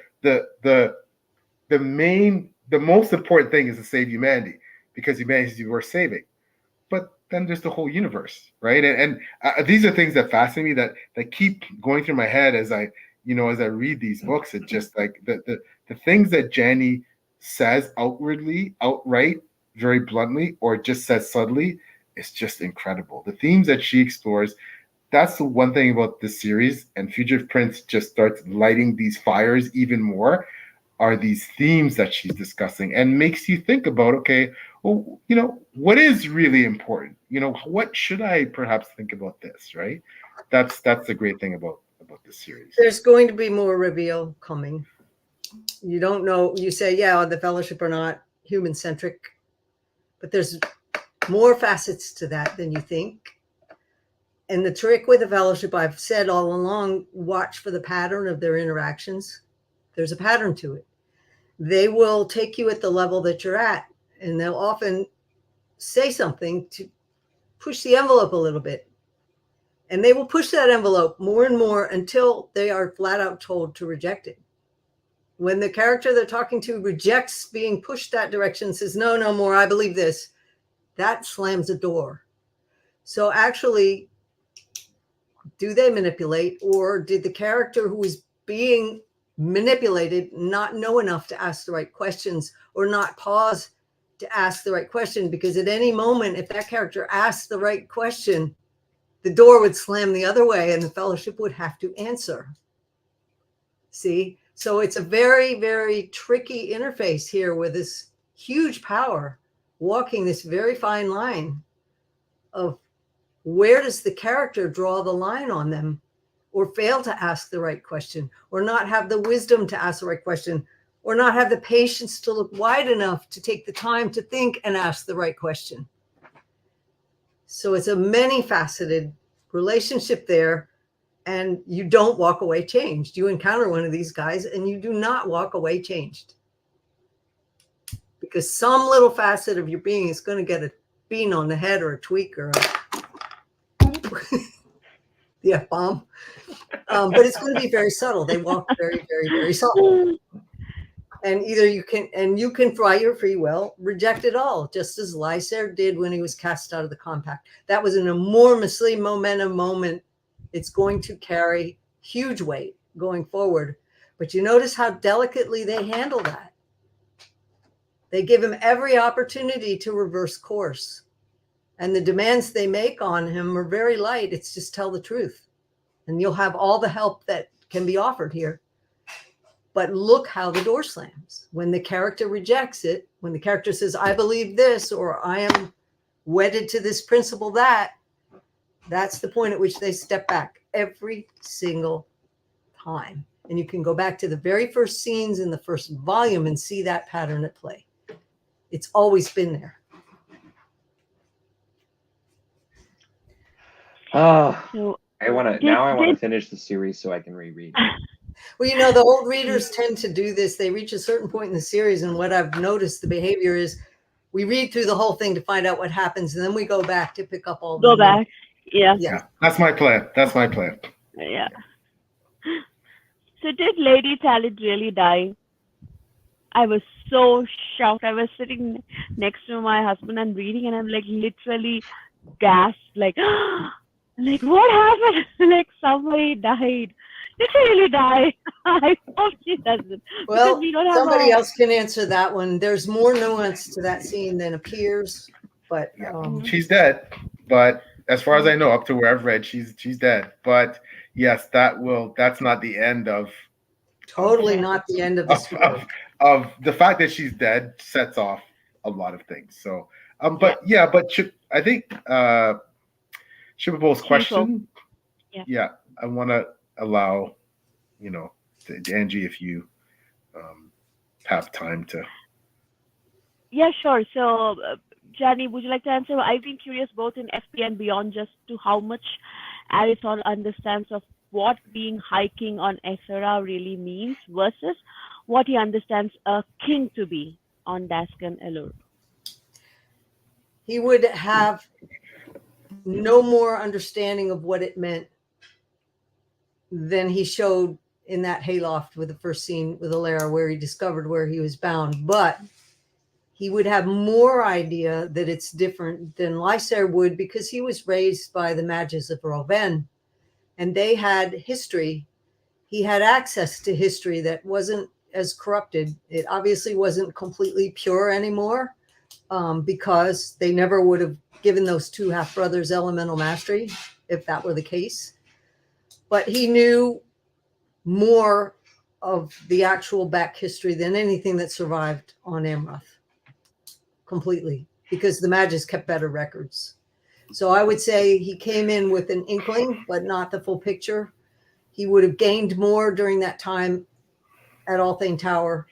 He would have definitely understood there was more depths at work, because when he played that little game with the clansmen in the first book to force the issue with Asandir, force Lysair to be told who he was, he forced the Fellowship's hand. Did he have every idea of what was at play in that scene and all the things that he was playing with? It's like a little kid with matches. No, he didn't know. But as time went on, I think he grasped a lot more. And you will see unfolding in Arc 3, especially in the latter half, where he grasps exactly what's going on. And did he receive an attunement in Volume 1, which bound him to the earth? Do you think he was a master initiate mage? Which he was. He was a master initiate at that point. He didn't realize something happened during that ritual. So he may not have had the specifics, but when you watch him force Lysair to admit that the royal lineages were messed with, he has his ways of finding out. He has his ways of knowing this is an area where there's more going on here, and he has his ways of prodding the bear until he gets his answers. So I'm not going to tell you everything because certain stuff isn't going to come out until the 5th arc and the 4th arc particularly. And readers here are not as far as you are, Tudipo. They haven't read as far, so I can't answer as forthrightly as I might if they'd read arc 4. But he knows enough to, and because of his personality, to make that link between the importance of the Caed Dean, the Paravians, the Fellowship, to High Kingship. He knows enough, whereas Lysair rejects all that. Lysair feels that it's so much more about your personal traits as a king. The fact Lysair is thinking, well, I was raised to be a king, so I get what it means. And Arathon looks so much more outside of himself to understand what kingship is all about. So, and he looks towards, what essentially according to his heritage, what High Kingship was all about in terms of the link with the Paravian. He goes looking for the Paravians, right? He believes that they're the key, right? He aligns with the Fellowship. He believes they're part of the key. He understands that, hey, my ancestors were exiled or self-exiled to this splinter world, but that lineage is still part of it. He has that much understanding. And maybe like Jay says, he doesn't understand the whole thing, but he does understand more than Lysair. If you go back to the notes that I put into Steve's talk last week or 2 weeks ago, book 1, if you want to understand how much he understood about the High Kingship, read the vow that he takes when he accepts Sanctioned Prince before the clans. Who is bound by that oath? Who is actually on their knees? Who is the one that was bound? Was it the liegeman to their sovereign, or was it the sovereign to something else? And if you read that oath and Arathon's conclusion, he knows he just swore away a huge part of his life. He was described as a fox-runned earth. So that, if you go back to that scene of that oath swearing, and then he tries to get the clans to disown him, but he fails. If you read that oath swearing and look at who actually is bound, it will tell you a lot about how much he's figured out at that point, because he absolutely realizes what he's swearing to. So coupled with the attunement that happened in Atera, with that oath swearing, where he got the sanction by the Fellowship to that oath swearing, where he acknowledges the clans and they acknowledge him, who actually is bound in that scene. It's all on the page, but your assumptions probably blinded you. I just wanted to tell that PL, you and me, we can clearly say that, or bravely say that we are part of the Lysair hate club. You don't have to mince words. Like he's like this, he's like that. I like with this book, like I hate him too. And I was about to, start liking Talit, and I'm like, she's dead now. I feel sorry. I felt sorry for Talit. It was very much a tale of. I felt sorry for Lysair too. I still feel sorry for Lysair, because it's one thing when someone is outright evil, right? They're easy people to dislike. It's another thing when someone is led astray, where they have issues. Both Lysair and Arathon have issues from their upbringing. They have issues from all kinds of things. They have issues because I've always felt, and this isn't always touched about, is that remember where they've started. They start off as enemies. They became almost like brothers at a point, like real brothers, and then became the greatest of enemies again, largely because of curse. So that in itself, I don't think anybody ever addresses it, but to me, that in itself is really traumatic, right? You came from a place of hating this person, right? No, but still knowing you were half brothers.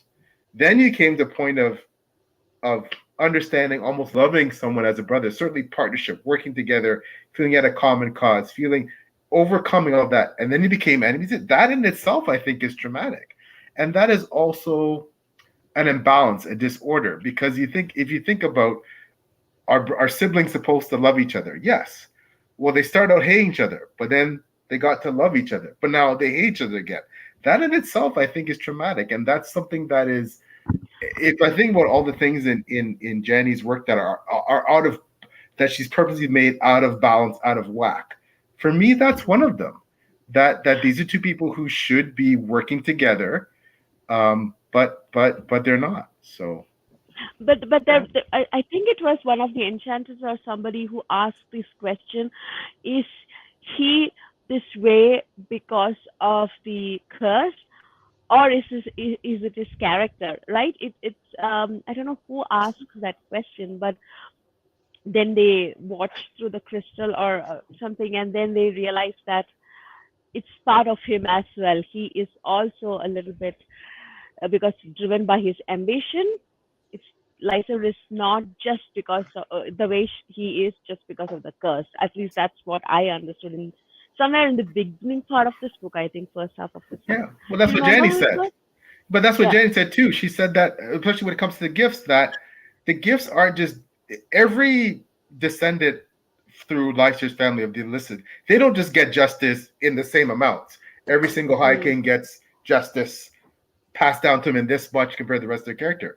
It depends, right? And I think, we see what good characteristics, how a good characteristic can be used in the wrong way.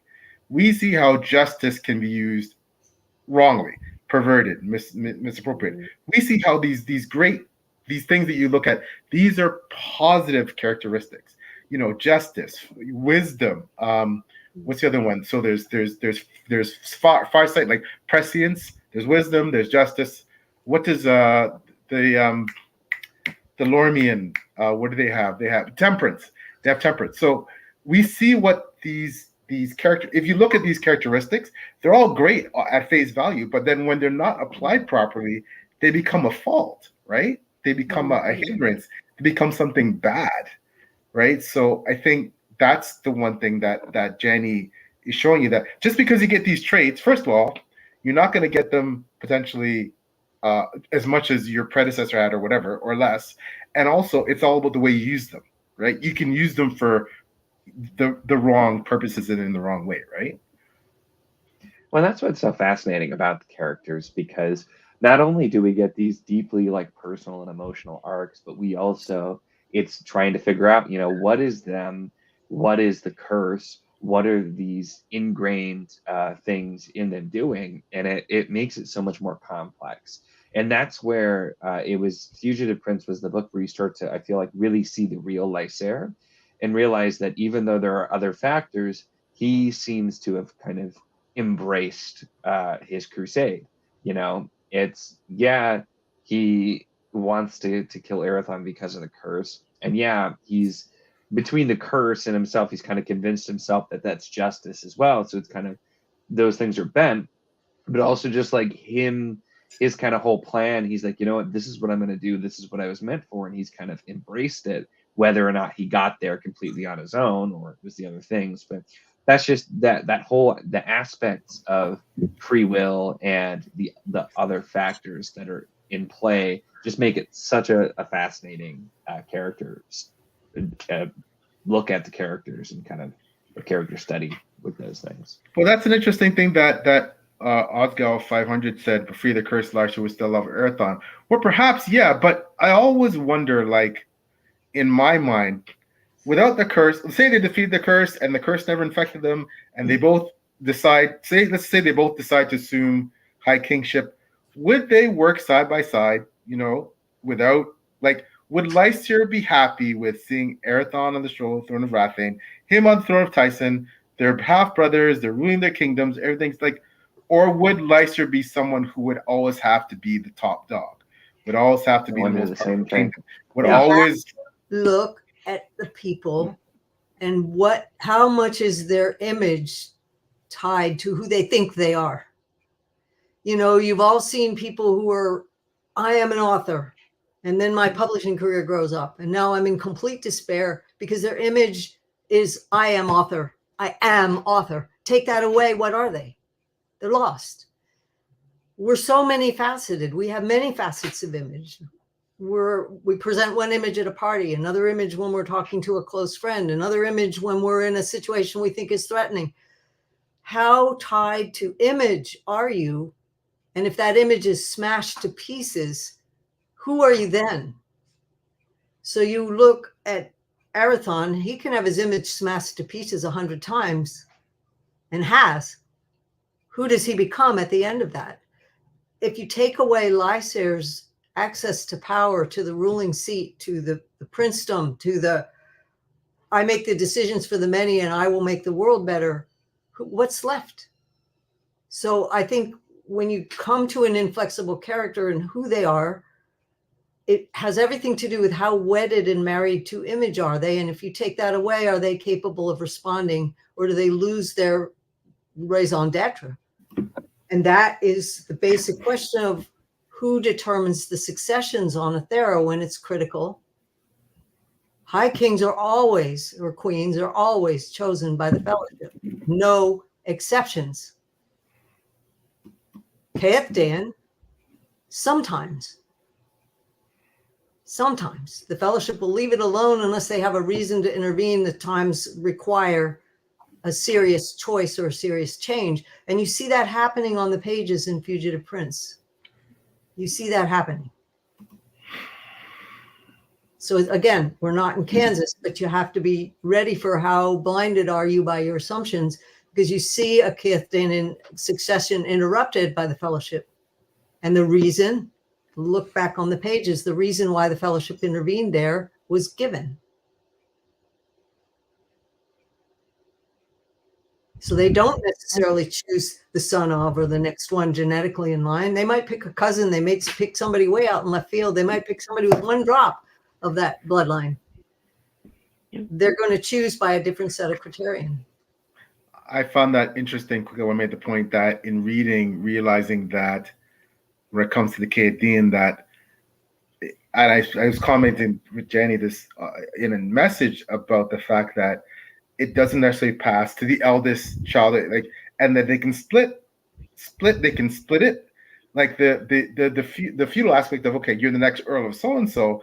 Well, that's not necessarily the person who's going to be the Caethdan, or they can mix them up. Like, it's just, there's no, like, I guess, and I don't know this is an answer question for Janny, how the Caethdan is chosen from one to the successor. Is it more a question of worthiness, or is it a question of suitability? And how, because, you know, I'm seeing that you may become the Earl or the feudal, that title may go over to one child, but the Caethdanship goes to another one. So, you know, like, it would be, it's very it's fascinating as to the whys behind that, right? Yep. The power can be split, and sometimes it would not be split. And you will see this happen in the series. You'll see this happen going forward, going back to the other person saying something fishy about a lineage ending. By the end of the series, you'll know what happened there. I'm not going to spoil that one. So yeah, the successions are very, very different than what people assume going in. Mayors are elected, but they serve for life. And you see an actual succession there happen also. So it's totally different. The power structure on the school is totally different. And there's a reason for that. There's a reason for that.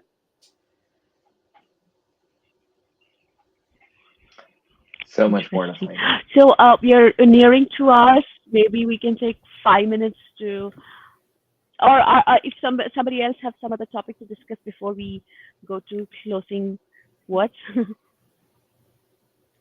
I guess we could keep Any talking. other things? but Oh, yeah, yeah, for hours. But no, I just want to say, Fugitive Prince is a fantastic book, and like Nico said, it's hard to find a favorite book in this series because they're all so amazing.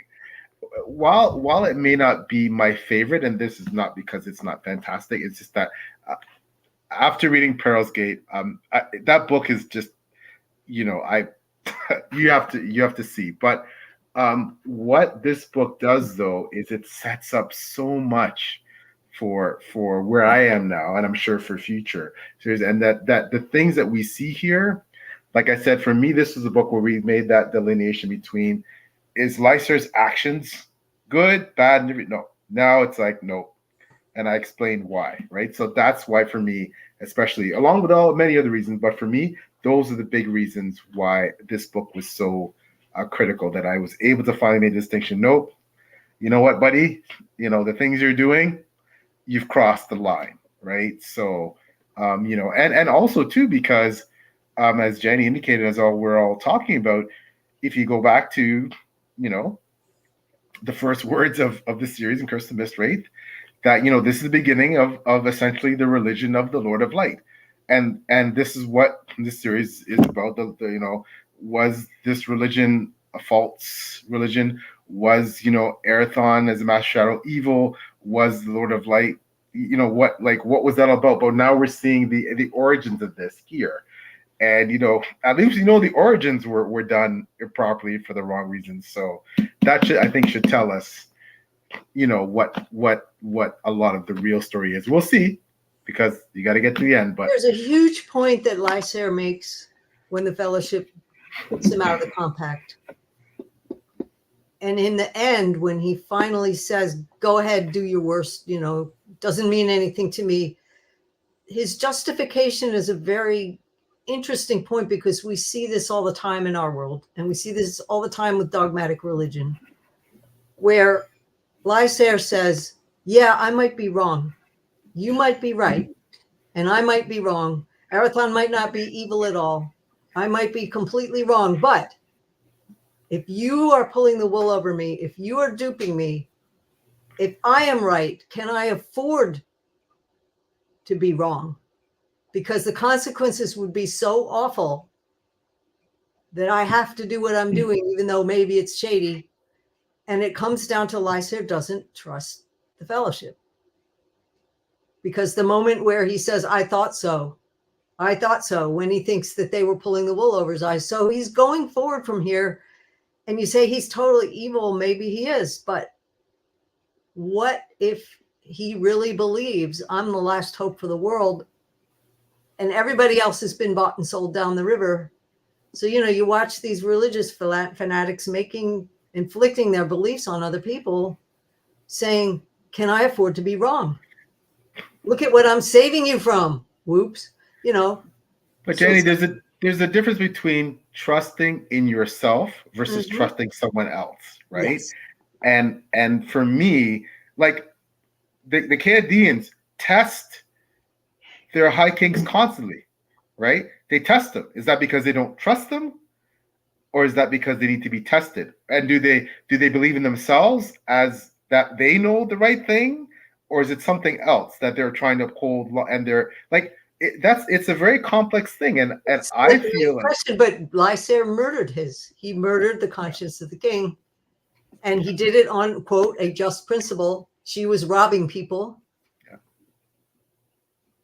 but he murdered her, and he was warned what this would mean, and he murdered her. So I'll let you play with those threads going forward, because it'll be fun watching you go, oh my God. Oh yeah, wait. Oh, when you read, and that's specifically for Nico and Angie, when you think about what Janny said, when you read Peril's Gate, think what Janny says. I can't wait. And see what happens. Yeah.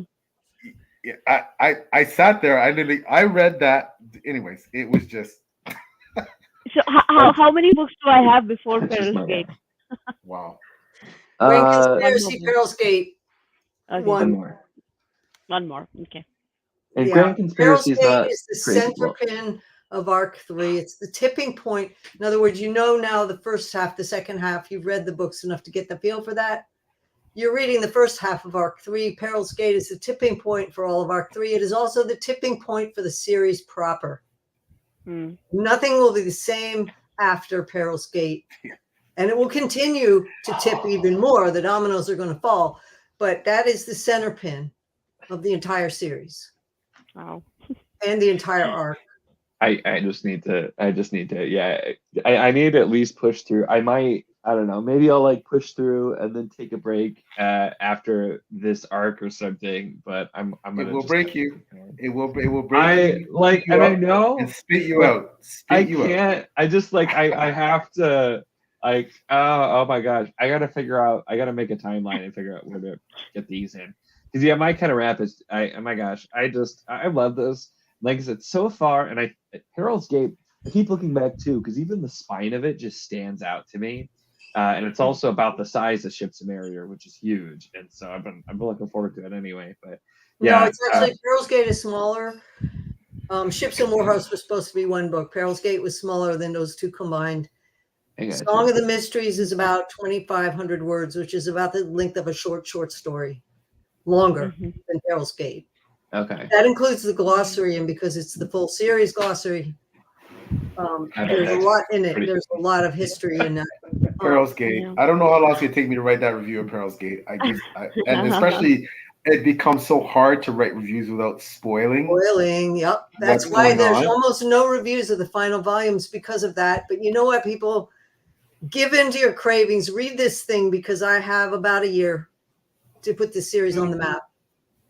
About a year.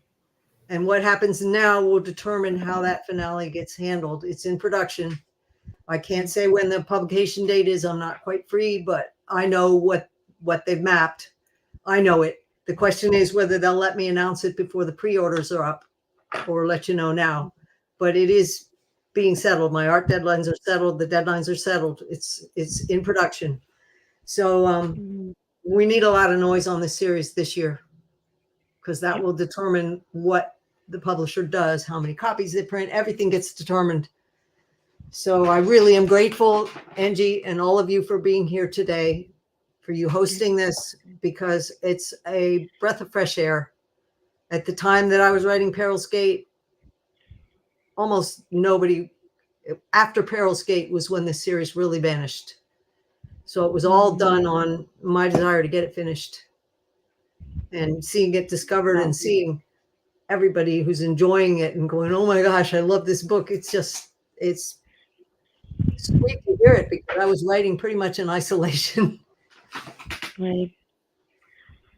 And the That fact takes so much determination. Yeah, the fact that audiences worldwide is mind blowing to me. Yeah. So I appreciate that. PL, you said that you have an edition with the illustrations. Was it for Grand Conspiracy or? It's for Traders Not. Sorry, it's in my bedroom because okay. I'm reading it like a fiend. I just can't put it down. It's by I didn't bring it. It's by my bedside, which is way over there. But that one. That's the edition. You know, and the illustrations that are interspersed throughout when you travel to a different place. A lot of them are like they are just. Oh my gosh! Right, just and all black and white, but just phenomenal. You know, You're not shut out from those illustrations. If you go to the Paravia website and go into the art gallery, there are the black and white is in the art gallery. So I just reproduced some of the pictures in the Misha Merlin edition. The U.S. edition had some of those drawings, but just be careful because if they're marked, don't look at this because of spoilers. Take it seriously. Yeah. Well, that's why I was afraid to flip through. So I'm like, okay, that's a tree. That's probably fine. I'm not going to look at it too long. But no, yeah, I mean, I if don't you want go to the gallery, if you go to the Paravia sketchbook in the gallery, there are certain things that you don't want to look at because there are sites that are going to be important in later books, and I wouldn't want to tip the hand. But the actual sketchbook is right here. I'm actually working on things in it. And I can show you one of the pictures, I believe, which there's Althane Tower. Yeah, that's in the. Nice. Yeah. So yeah, these black and white pictures are. There's the Methyl Fortress. Wow. So you can look at these, and they're on the interactive map. Also, here's Vastmark.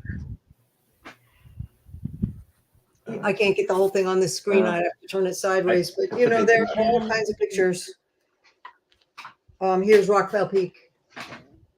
And that became, as an oil painting, the centerpiece for the new composite covers. So yeah, these are on the website. And there are things being drawn there all the time. I can show you the latest that isn't even up yet. And some of these pictures are historic.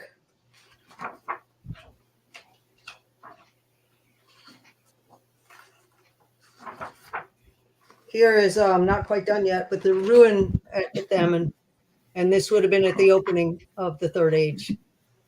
Wow. So Wow. it's in worse shape now. Wow. Incredible. So that one's Sorry. not up yet Oh, because I'm still Wow. tinkering. Sorry, let Angie you do should do a her. tiny graphic novel. You should do a tiny It's graphic novel possible. for us. Anything is possible in the future. I now have the entire series finished. Now I can play with other things a bit. It depends on if we can make this thing get wide Mm. enough spread that it's worth the time, because I do have to pay the bills, and I've been running on fumes here. It's been a labor of love for a very long time. Yeah, Well, we will let all try Angie our best. finish. Sorry, don't want to interrupt her. I want to say that I disagree with both Nico and Pierre that this is my favorite so far. Like out of the first four books, I think this is my favorite, and after that comes Ships, and then comes Warhost. So I mean, for me, I don't know, I was in a better state of mind. Maybe personally, I was like more, I was able to focus more and get into the world completely. Maybe that also added to it, as opposed to the other three books, because I was very busy and I couldn't completely focus. Maybe that's why. But at the end of the day, I think the events that happened in this is, it moved me a lot. Like I told you, it made me cry, which the other three books, couldn't. So that's why I choose this as my current favorite. I'm sure it will change as when the series progress. And Janny, you thanked us for just discussing this with you, but we have to thank you. I don't know how many times, for keeping at it and completing the series, and for your perseverance and determination to complete this. And otherwise, we wouldn't have this wonderful book to read, or wonderful series, in fact, to read. So Absolutely. we are really, really thankful to you, Janny. Yeah. Well, you're welcome. This had to get finished. It absolutely had to get finished. They would have had to Grimward me if it didn't get finished. I would have been so angry. Yeah. And if you ask me one thing to pick from this book that I really liked, yes, that would be Grimward. I really enjoyed that whole sequence of that. I love, even I'm reading also Wheel of Time now, so I really enjoy the dream sequence in that. That's what I really enjoy, and something similar to that I felt reading Grimward sequence. So yeah, To Nico. be fair, when I say Yeah. Ships of Marrier is my favorite, I have the hardcover that's Warhost and Ships, so that Uh-huh. probably plays into why it's that combination. Combined. Yeah. Yeah. Well, my final comment is just again, I'll say it before and I'll say it again. If behind me I have, the Ericksons, the George R. R. Martins, the Hobbs. I have a lot of these so-called iconic series on my shelf. But of all of them, Janny's is the best. It's my favorite. Yeah. And it's not about who your favorite is, because that's a matter of taste, preference, individual. It's subjective. But in my mind, if you hold up these other series, the Malazans, the Wheel of Times, the Song of Ice and Fire, if you think that those are your iconic series and they are great, then you should be giving Janny's a chance. You should be reading it while you're putting Realm of the Eldlings on your TBR. You should be putting Warriors of Lights and Shadow on your TBR, because not only is Janny contemporary of these writers, she came out at the same time, but she is also one of the best fantasy writers, should be recognized as one of the best fantasy writers ever. And if you're going to say, I'm going to read this body of work because I need to read it to feel well read, Wars of Light and Shadow should be on that list too. Pick your 10 series, whatever. It should be there because it's that. Could not agree more.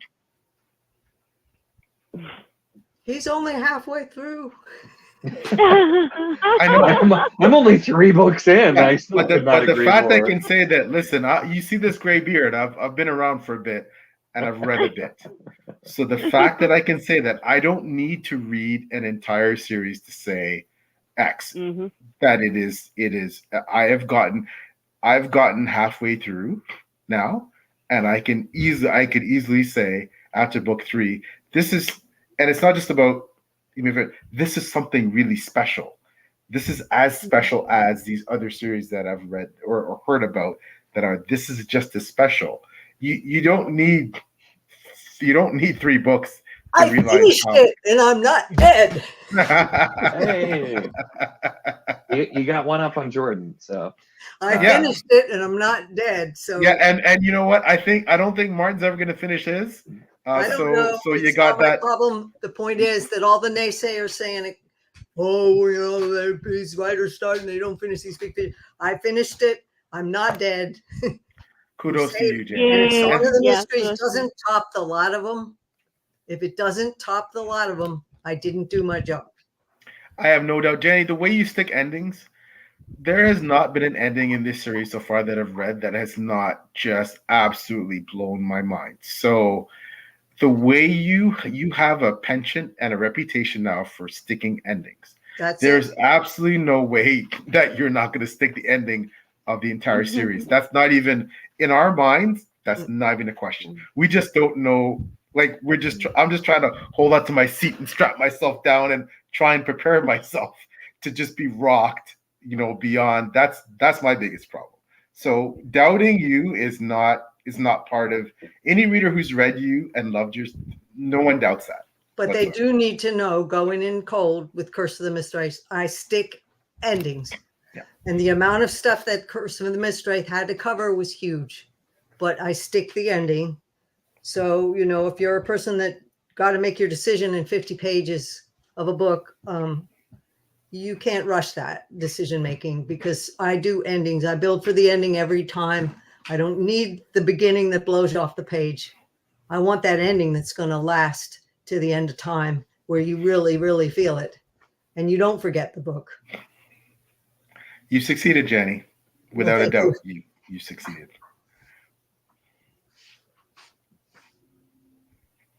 Right. So, Nico, do you have any final thoughts? if I start talking again, I'm going to keep talking too long. So no, I think I've said what I wanted to say. I definitely agree with what you guys said as well. But yeah, I'm excited to continue. I'm so excited. Yeah, I can't wait to hear Janny's final thoughts. Janny, you have to also, in your final thoughts, tell us, I know you can't give away details about when the final book is going to be published. I know that but for those of us, I'm going to finish soon. So, when I'm finished, I'm going to be like, oh my gosh, I got to wait for it. I know you can't tell us when, but can we hope to see it? I can't tell you when. I can't tell you when, but you got time to read the series. And the thing that's going to get you that I'm not worried about this if you finish it a little bit ahead, or because the minute you hit the finale of Arc 4, you're going to want to go back and look at that other details and nuance that fed that. In other words, it isn't going to be a case of it's all over.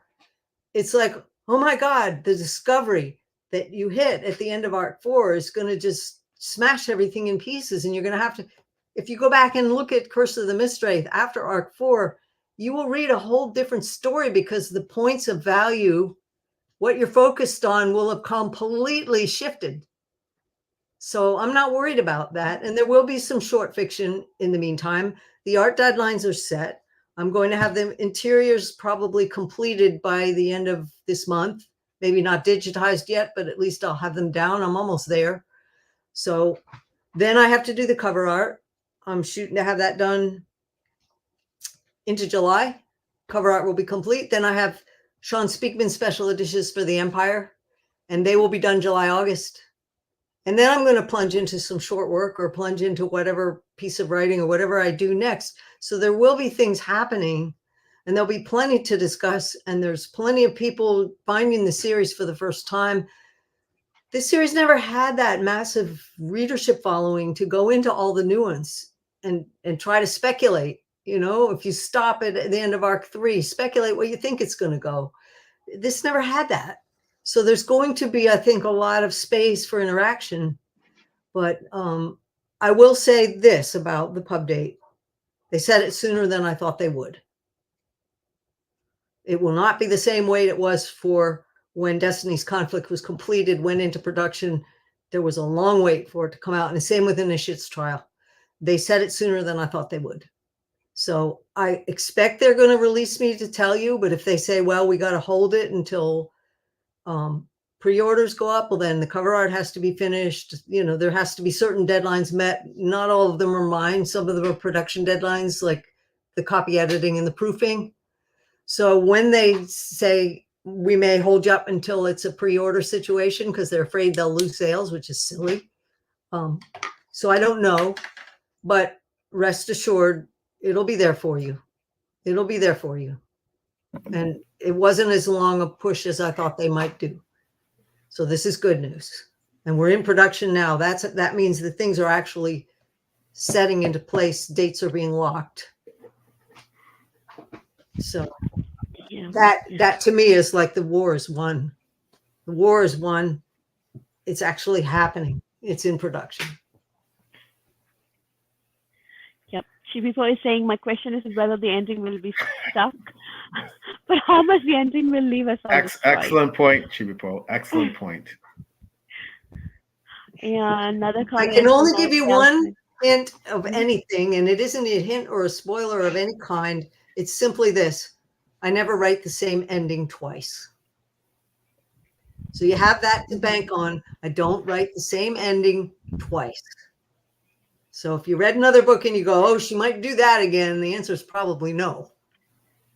Because why stick endings if you got to repeat yourself? Janny, you are an inspiration to us all. As a writer myself, I said this before on another podcast, is that, you know, certain writers have inspired me for different reasons, but you inspire me to be better at being a writer because of the way you write. So thank you. Well, thank you for writing such deep books, because the field needs more books with the kind of thought you put into yours. If you haven't read P.L. Stewart's A Drowned Kingdom, go check it out now. If you're one of my readers, you will love this book because he plays with some very themes. He plays with some fire. He plays with some turning expectations on their heads. He's not afraid to write serious stuff on the page, along with all the stuff that we read fantasy for. There's some wonderful things going on. And I read all 3 books that he has out, and I can't wait to read the rest. Thank you, Janny. Coming from you, that's high praise. very high praise coming from you. No, but I'm at least 75% into your book. I had to pass that aside because I had to finish Fugitive Prince before the live. So tomorrow I will pick it up again. So yeah, I'm really enjoying it. Just to let you know, PL, really, it's so far what I've read, it's really great. Thank you. I'm honored. Thank you. All right, so I think then thanks everybody for joining, and thank you, Nico, PL, for joining again. Unfortunately, Blaze couldn't join us. Hopefully next discussion he will be there. And Janny, once again, thank you for joining us today, for writing this, for persevering, for ending the series, everything. Thanks a lot. Well, thanks for giving me your time. I appreciate it. It's a wonderful group of people you've got going here, Angie. Warms my heart. Same here. I'm so grateful to have all of you. Thanks, everybody. Bye-bye. Thank you, Angie. Bye. Take care. Bye, everyone.